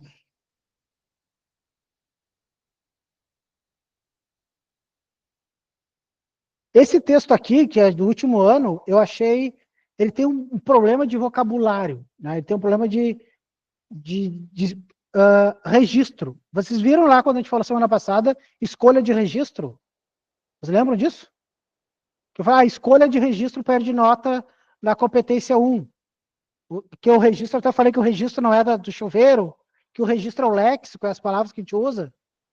Eu acho que tem problema na escolha de registro aqui. Eu não daria nota máxima na competência 1 para essa pessoa, por uma escolha de registro.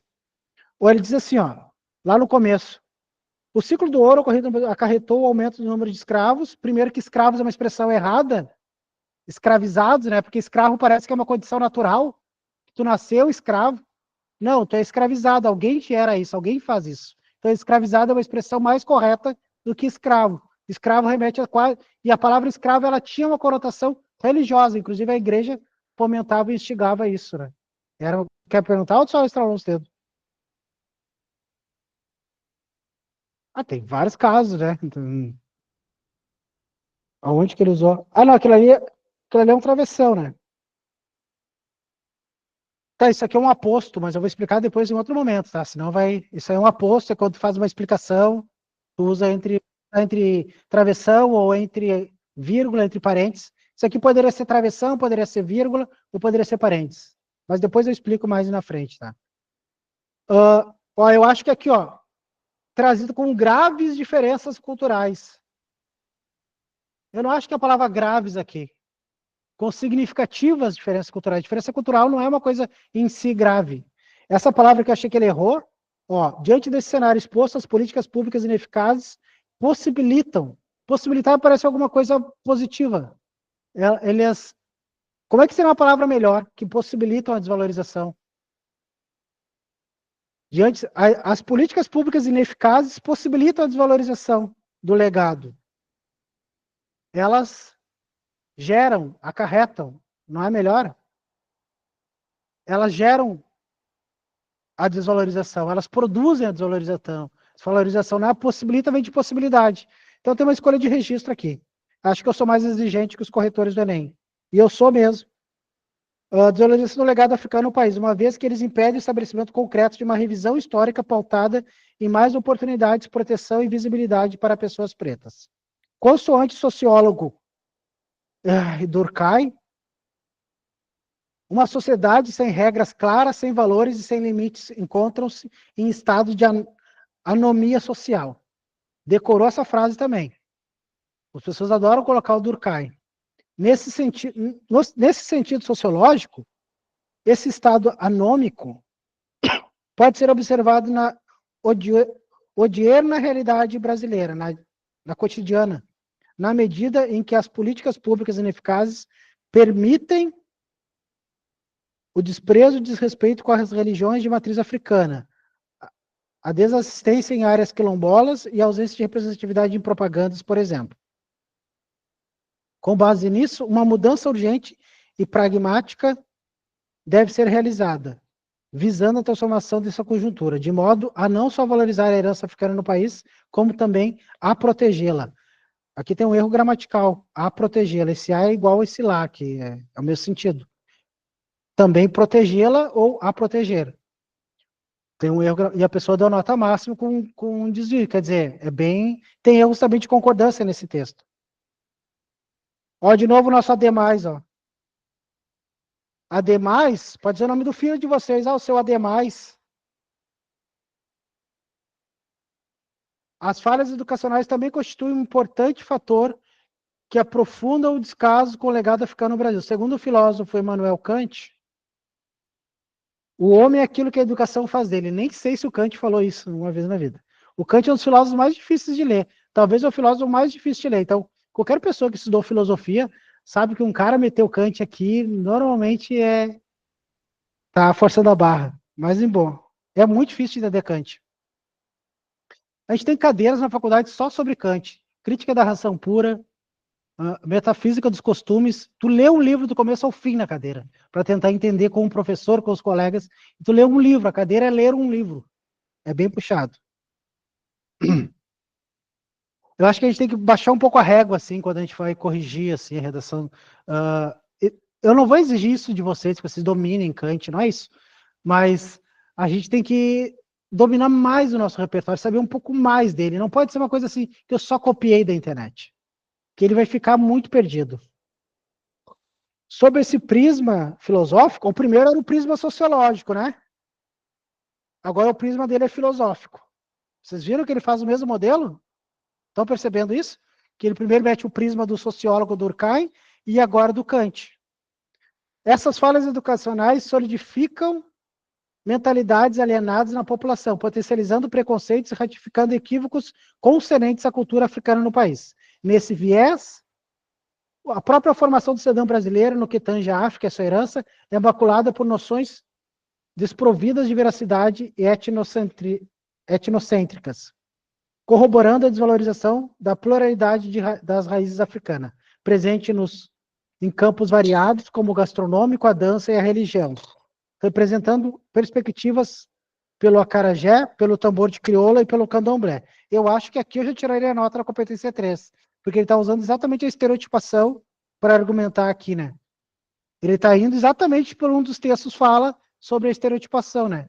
Ele está pegando candomblé, tambor de crioula. Isso é a minha análise do texto, tá? Acarajé, tambor de crioula e o candomblé. Então, torna-se imperiosa a correção imediata dessas falhas no sentido de debelar erros e ampliar visões africanas positivas.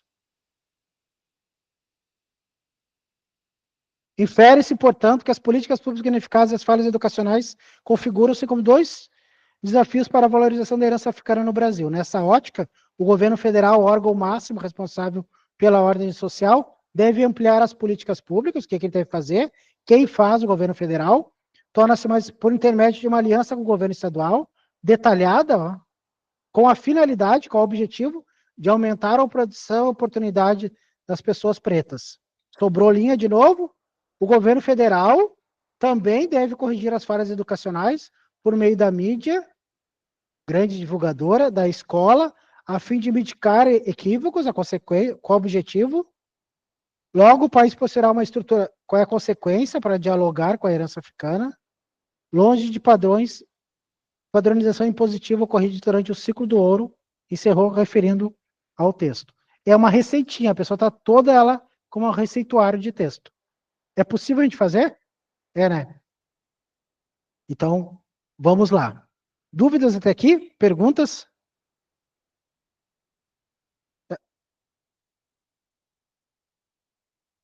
Ninguém tem dúvida? Ninguém tem nada? Nada, ideia?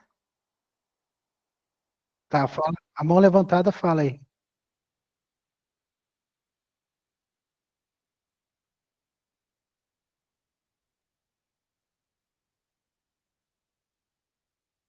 Aonde está isso?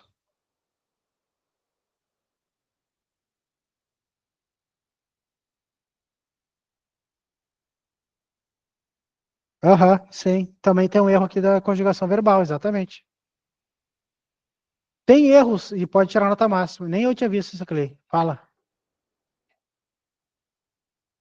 É subjetivo. Desvios não podem ser repetitivos. A única coisa que diz.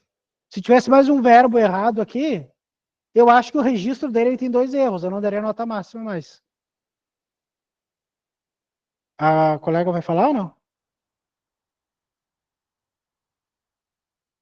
O nexo conclusivo? Sim, o nexo conclusivo é esse infere-se, portanto. Isso é uma conclusão normal. Normalmente o pessoal inicia o parágrafo com portanto, infere-se, portanto, tem outras formas como urge, portanto, é necessário, portanto. Tem várias formas. A gente vai ter que já ter essas formas na nossa cabeça. Como é que eu vou iniciar o segundo parágrafo, o terceiro e o parágrafo da intervenção? A Ana. Ana? Sua mão, Ana. Eu acho que a Ana esqueceu a mão. A Sabrina perguntou se o nexo conclusivo tem que estar no final de cada parágrafo. É possível tu ter um padrão para cada parágrafo também. Se tu quiser encerrar o parágrafo. Não é necessariamente, mas dá para construir um modelo. O que eu espero de vocês, gente? A gente está hoje, é dia 25 de abril. Eu espero, sendo otimista, que até o final de maio, talvez a primeira semana de junho, ali 10 dias, você já tem um modelo de vocês todo pronto. Já temos que construir esse modelo. Cada aula vocês vão construir mais coisas do modelo. E depois vão ter que trabalhar nesse modelo até o final do ano. É isso que a gente vai fazer. Um modelo para começar a URGS, para encerrar a URGS e o modelo do Enem. Então, as próximas aulas, para a gente construir. Depois vocês têm que consolidar esse modelo. Eu vou começar assim e trabalho em cima e vocês vão verem que a nota, vão perceber que a nota de vocês vai aumentar cada vez que vocês vão acrescentar uma informação, vai aumentando a nota. Isso é que vai ser. Por isso que é importante fazer as redações que eu vou pedir para vocês. Mas isso a gente vê depois. Vamos agora para URGS, Pai da Pátria. Esse texto aqui, vamos o texto da Marta Medeiros. Pai da Pátria. Quem sabe a minha opinião sobre o texto, não fale, tá? Vamos ver como é que os colegas se posicionam com o texto depois. Deixa eu só tomar uma aguinha.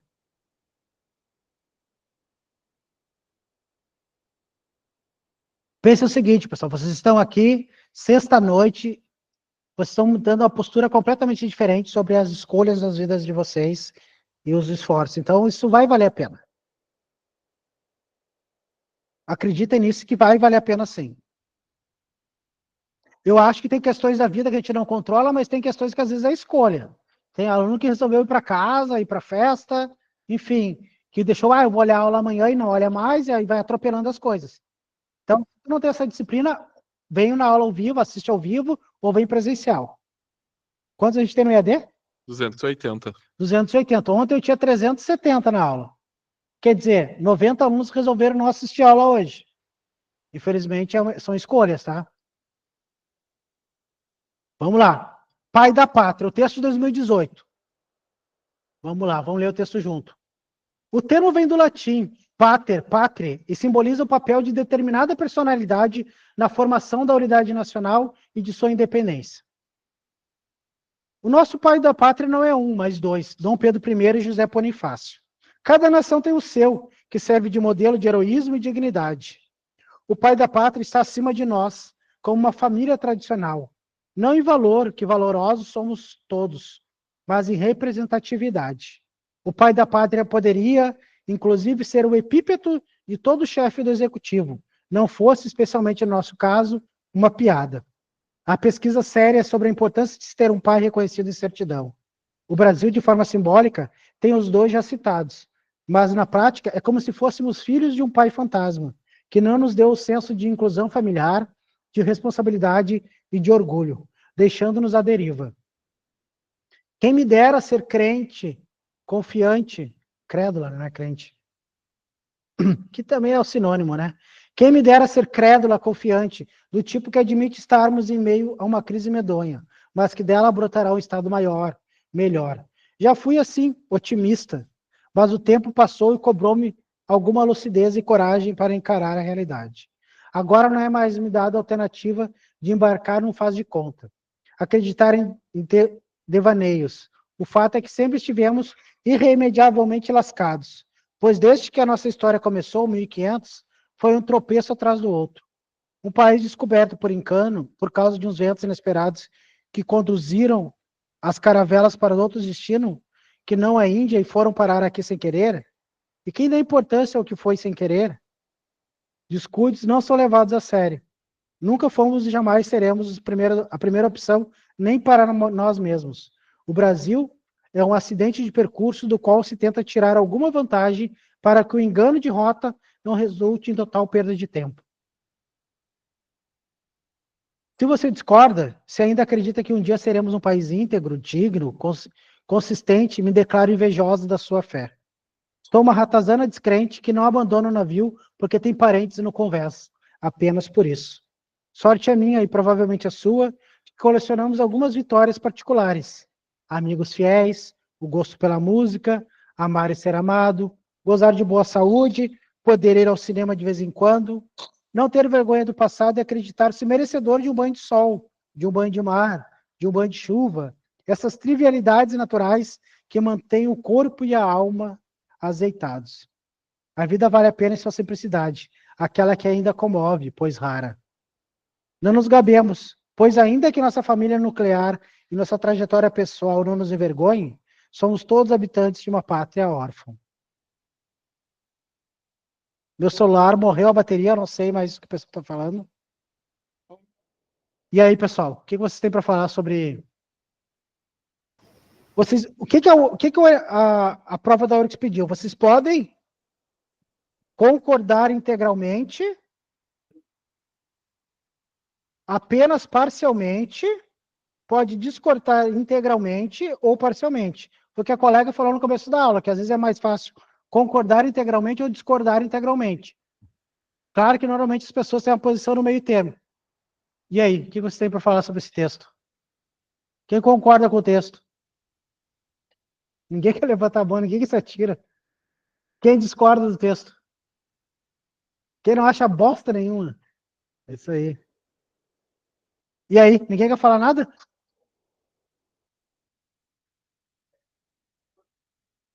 Pessimista? Tá, falei.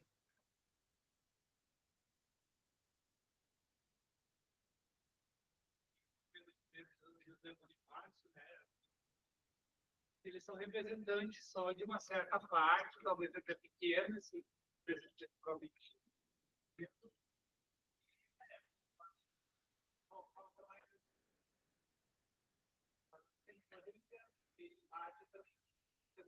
Algumas partes mostrar um argumento de irritação, eu ia tentar e como. Tá, o colega disse aqui que ela não sabe por que ela escolheu Dom Pedro e José Bonifácio como figuras e que ele iria contra. Não sei se alguém do EAD quer falar. Deixa eu liberar o mic aqui. Porque se ninguém quiser falar, de repente a gente dá o microfone pro pessoal daqui. Boa, boa. Eu vou ali, Tá aberto o mic, façam um fila aí no EAD. Ninguém quer falar? Ninguém quer falar aí no EAD, gente? Mas alguém mais quer Érica, completar? Érica, peraí. Tá, a Érica fala agora, do EAD.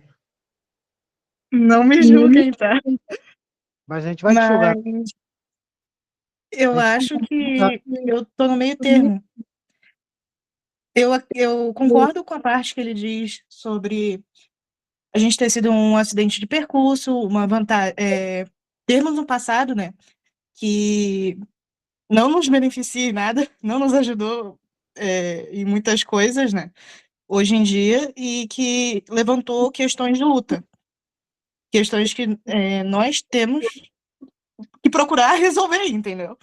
E aí começa o meu ponto de discordância, porque não é porque o nosso passado foi péssimo que o nosso futuro necessariamente tem que ser. A gente pode estar se movimentando em prol de buscar uma melhora, entende? Tá, mas aí na redação, o que tu faria? Tu ia concordar e discordar? Como é que tu ia escrever teu texto? Tu ia concordar integralmente, discordar integralmente, parcialmente? Já pensar que a gente pensa na vida sobre o texto, e outra coisa é o que eu vou escrever na redação, que o colega disse. Como é que eu vou escrever? O que é melhor para eu escrever aqui? Entendeu? Tem essas questões também. Uma coisa é a gente discutir o texto como cidadãos. Outra coisa é como que eu vou escrever, botar isso em palavras e escrever na minha redação. Eu não sei se poderia, tá? E aí eu peço que tu me oriente em relação a isso. Eu pontuaria os pontos que eu concordo e os pontos que eu discordo. E falaria o porquê disso. Tá. Pode ser. Então, tu ia falar parcialmente, tu ia concordar e ia discordar parcialmente também. Tá? Isso. É um texto, dá para fazer, eu acho mais difícil fazer assim, porque é muita coisa, e tu começa a falar de várias coisas, e escrever também é recortar, é escolher, dói escrever, porque a gente tem que excluir coisas que a gente quer falar também, isso é importante. Escrever é cortar na carne, dizia uma professora minha. A gente tem que cortar algumas coisas que vai doer, porque a gente queria falar sobre aquilo. Principalmente pessoas que sabem muito sobre um assunto, é um problema escrever. Porque ela tem tanta coisa para falar, e como é que ela faz isso em 30 linhas? Ou em 50? que seja na URGS. Parece muita linha para vários de vocês, mas vocês vão ver que é pouca com o tempo. Isso é... Eu garanto para vocês que até o meio do ano vocês vão achar poucas linhas para escrever. Isso é um processo que vai acontecer. E tem essa questão também. Mais alguém? No EAD acho que tinha mais uma pessoa. Se tiver mais alguém no EAD, fala aí. Que a gente não tá vendo. Não tem, eu acho. Não. Tá. Então agora eu vou pedir para vocês lerem um outro texto agora. Vocês leem só vocês mesmos. O pessoal do EAD vai ter que ler, que é o texto Deixa a História em Paz, que é na página 7 e 8. Lê só o texto, tá? E o primeiro parágrafo é depois do texto. Leia esse texto e depois eu vou discutir com vocês algumas coisinhas. Tá, vamos lá então. E aí, o que vocês acharam desse texto? Mais difícil de ler, né? E aí, o que vocês acharam? Agora, o que vocês são nesse texto? No primeiro, vocês tinham que responder ao autor, a Marta Medeiros. Nesse aqui, vocês são alunos que vão falar para colegas, pais e professores. Você tem que convencer de uma posição sobre o ensino de história, a partir do texto que vocês leram. O que vocês acham do texto? Concordam ou discordam do autor? Como é que vocês iriam? Pois é. Primeiro que o autor é um professor da Unicamp e da USP. Ele é um professor da melhor universidade, no último índice do MEC, que saiu há pouco tempo. A Unicamp é a primeira universidade do Brasil e a segunda é a URGS, né? Em nota. Entre todas as universidades do Brasil. Às vezes é a URGS, às vezes é a Unicamp, às vezes é a USP, são as principais faculdades do Brasil. É um professor extremamente renomado, né? Uma referência, inclusive uma questão do Enem, uma redação do Enem, ele foi cobrado.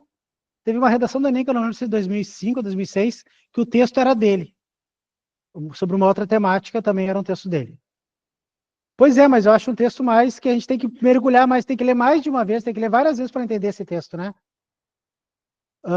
Eu vou falar para vocês agora como é que eu fiz as duas redações, tá? Eu vou mostrar para vocês como é que eu me posicionei. Essa de 2018, ela era mais difícil porque ela era uma novidade, ninguém sabia, ninguém esperava que a redação fosse assim, tá? Esperava que era aquele modelo Enem, que é textos de apoio, textos motivadores, e tu escreve a partir de textos motivadores. Até 2017, a URGS foi assim. A URGS mudou o modelo a partir de 2018, porque ela percebeu que o pessoal estava só com a receita de bolo do Enem e começou a mudar um pouco a forma. Então, a URGS quer um aluno mais crítico. O Enem também procura isso de alguma forma quando ele coloca a proposta de intervenção. Mas quando ele diz que tem que ter o agente, o que fazer, como fazer, quem faz, qual é os detalhamentos, a consequência, tu faz uma tabelinha e acabou o senso crítico. A gente só encaixa as coisas. Na URGS se retomou um pouco isso. E depois eu vou trazer umas redações da URGS para ver como está aparecendo na URGS essas palavras, os nexos de frase, que vocês usam bastante. Vamos pegar essa aqui, ó. Eu vou ler primeiro para vocês o que eu falei. Não ri da minha letra, tá? A letra é feia. Eu fiz em 2018 porque eu era do direito noturno e tive que trocar para o direito diurno. Por causa do PA, que tinha muita coisa de noite, tive que ir para de manhã. E daí não tinha transferência inteira, tive que fazer vestibular para entrar para o diurno. Daí foi o vestibular que eu fiz para direito diurno. Já estava no 6º semestre do noturno, mas tive que ir para o diurno. Não precisamos de pai, precisamos de justiça. Quando tu lê essa introdução, tu já percebe que a pessoa pensa alguma coisa, né? Não precisamos de pai, precisamos de justiça. A visão de que o sucesso ou fracasso de uma nação está atrelada à valorização ou não de símbolos nacionais como pais da pátria foi exaustivamente difundido em regimes fascistas e autoritários. São, normalmente, esses seres modelares os responsáveis por boa parte das mazelas de uma nação. Não podemos esquecer que foi Dom Pedro I quem dividiu nosso território entre seus apoiadores, a elite brasileira e portuguesa.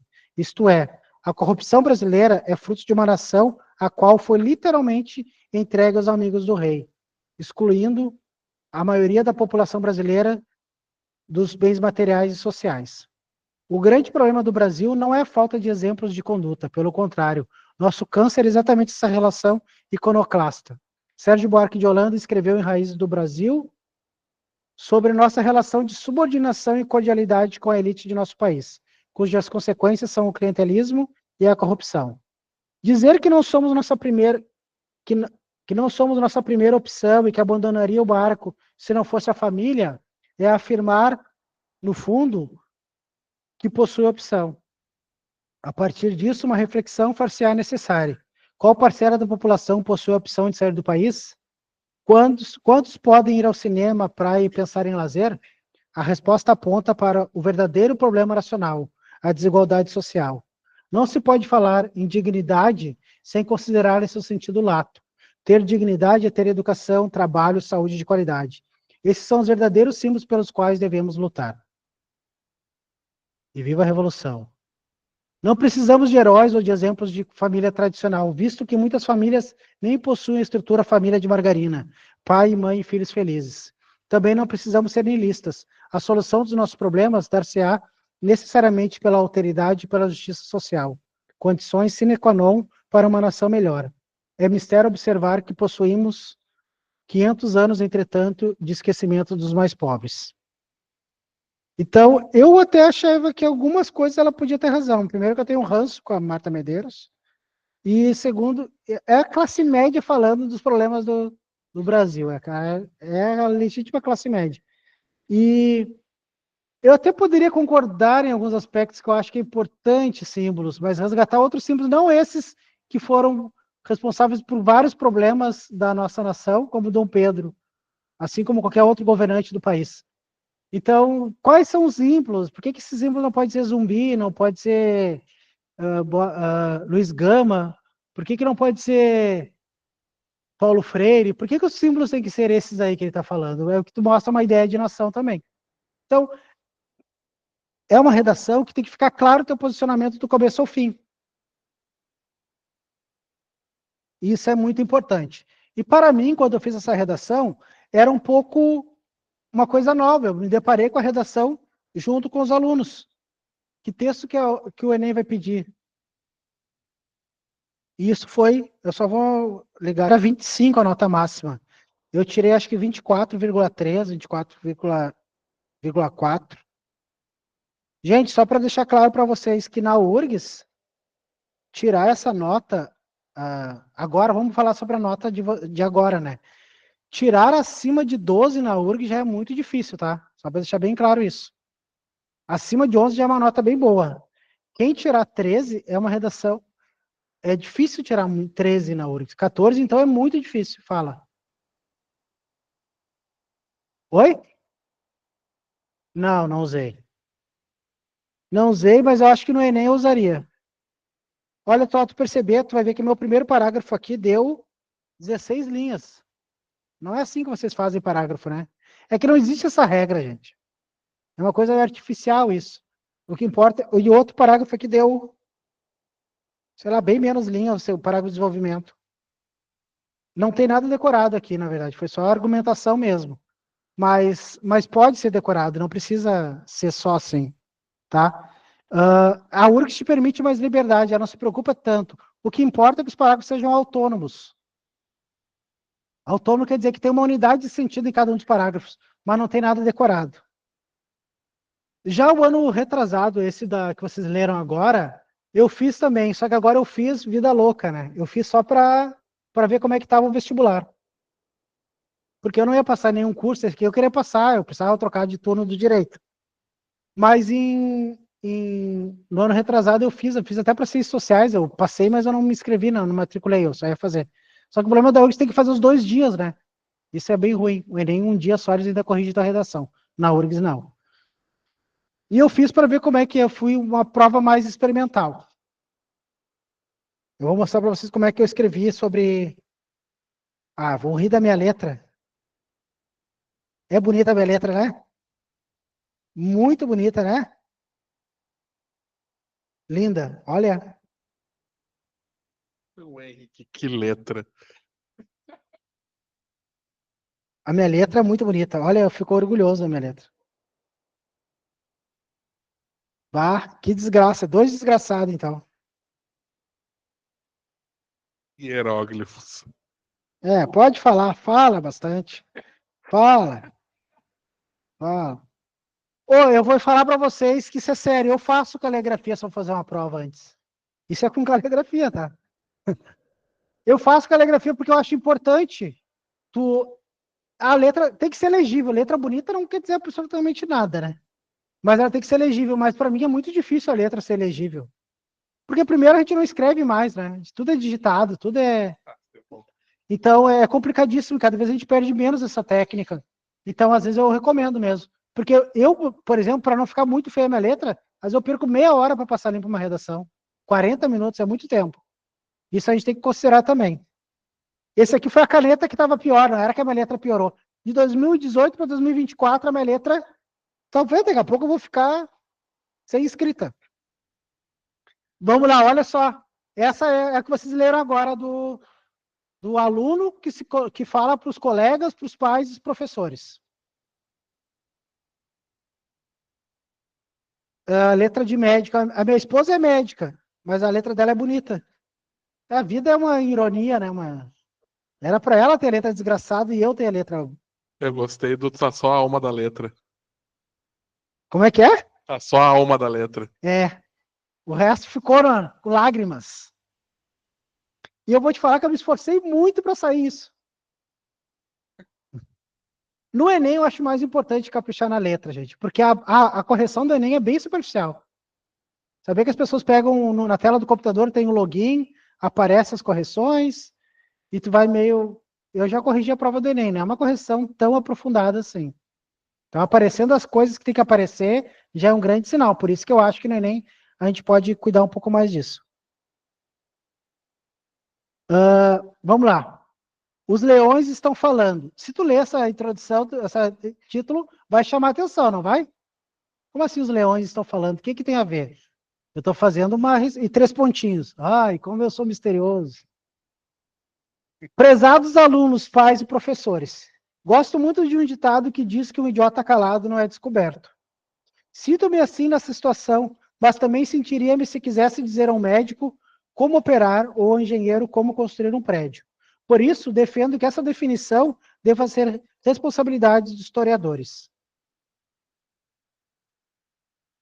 Embora a gestão democrática do ensino seja um alicerce da Constituição Federal de 88, não significa preterir a técnica e o conhecimento acadêmico. Platão já dizia que a opinião verdadeira é válida, entretanto, conhecimento pressupõe ciência. Por isso, peço que façam a distinção entre suas opiniões sobre o mundo e o ensino da história e da historiografia. Gostaria de citar Walter Benjamin, estou usando tudo em primeira pessoa, né? Gostaria de citar Walter Benjamin, importante teórico da história. Sua teoria afirma que a história é a visão dos vencedores. Muitos séculos antes, Heráclito já dizia que não podemos nos banhar 2 vezes no mesmo rio, pois o rio e nós já seremos diferentes.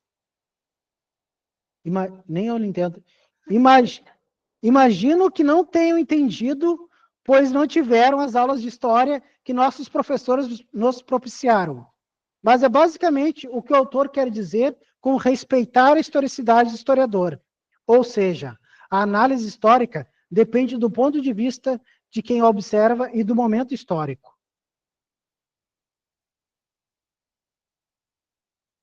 Tenho certeza de que todos aqui desejam viver, remetendo de novo ao local, né? Todos aqui, falando com a tua plateia. Tenho certeza de que todos aqui desejam viver em um mundo mais justo e com equidade. Partindo dessa premissa, não basta saber que houve escravidão. É necessário compreender como séculos desse flagelo produziram o racismo estrutural brasileiro. Também não é suficiente saber que o direito do voto para a mulher, só na Constituição de 1934, passou a ser constitucional. Mas é necessário entender como fatos como esse construíram o patriarcado, a misoginia e a morte de milhares de mulheres ao longo de nossa história. Por fim, peço desculpas pela aspereza de minhas palavras, mas julguei importante para tentar evidenciar a importância do historiador e da historicidade nesse debate. O que ocorre não é partidário, mas o que Eduardo Galeano quis dizer ao afirmar que enquanto o leão não tiver voz, a versão será sempre do caçador. Os leões negros, mulheres excluídos estão falando. E aí? Esse aqui é fácil de fazer?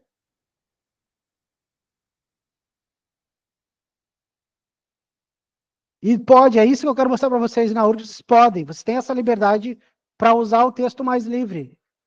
E eu usei um recurso porque eu queria testar exatamente isso. Eu falei do leão e vou encerrar com o leão. Lá no final eu vou dizer o que tem a ver uma coisa com a outra. A versão... Então, vocês podem ser muito mais livres na prova da URGS. Permite muito mais coisas. Vocês viram que não tem um padrão em si. Você tem que defender ideias. Pode usar os nexos no início de cada parágrafo? Pode. Mas você tem que defender a ideia. E vocês podem, inclusive, chamar o público de idiota. Foi o que eu fiz, né? Sim. Pode usar ironia, pode usar as figuras de linguagem. E eu pedi desculpa depois no final. Sabe como a gente faz? A gente morde, depois assopra. Peço desculpa. Só se colocar no personagem já garante uma nota 9 e 10.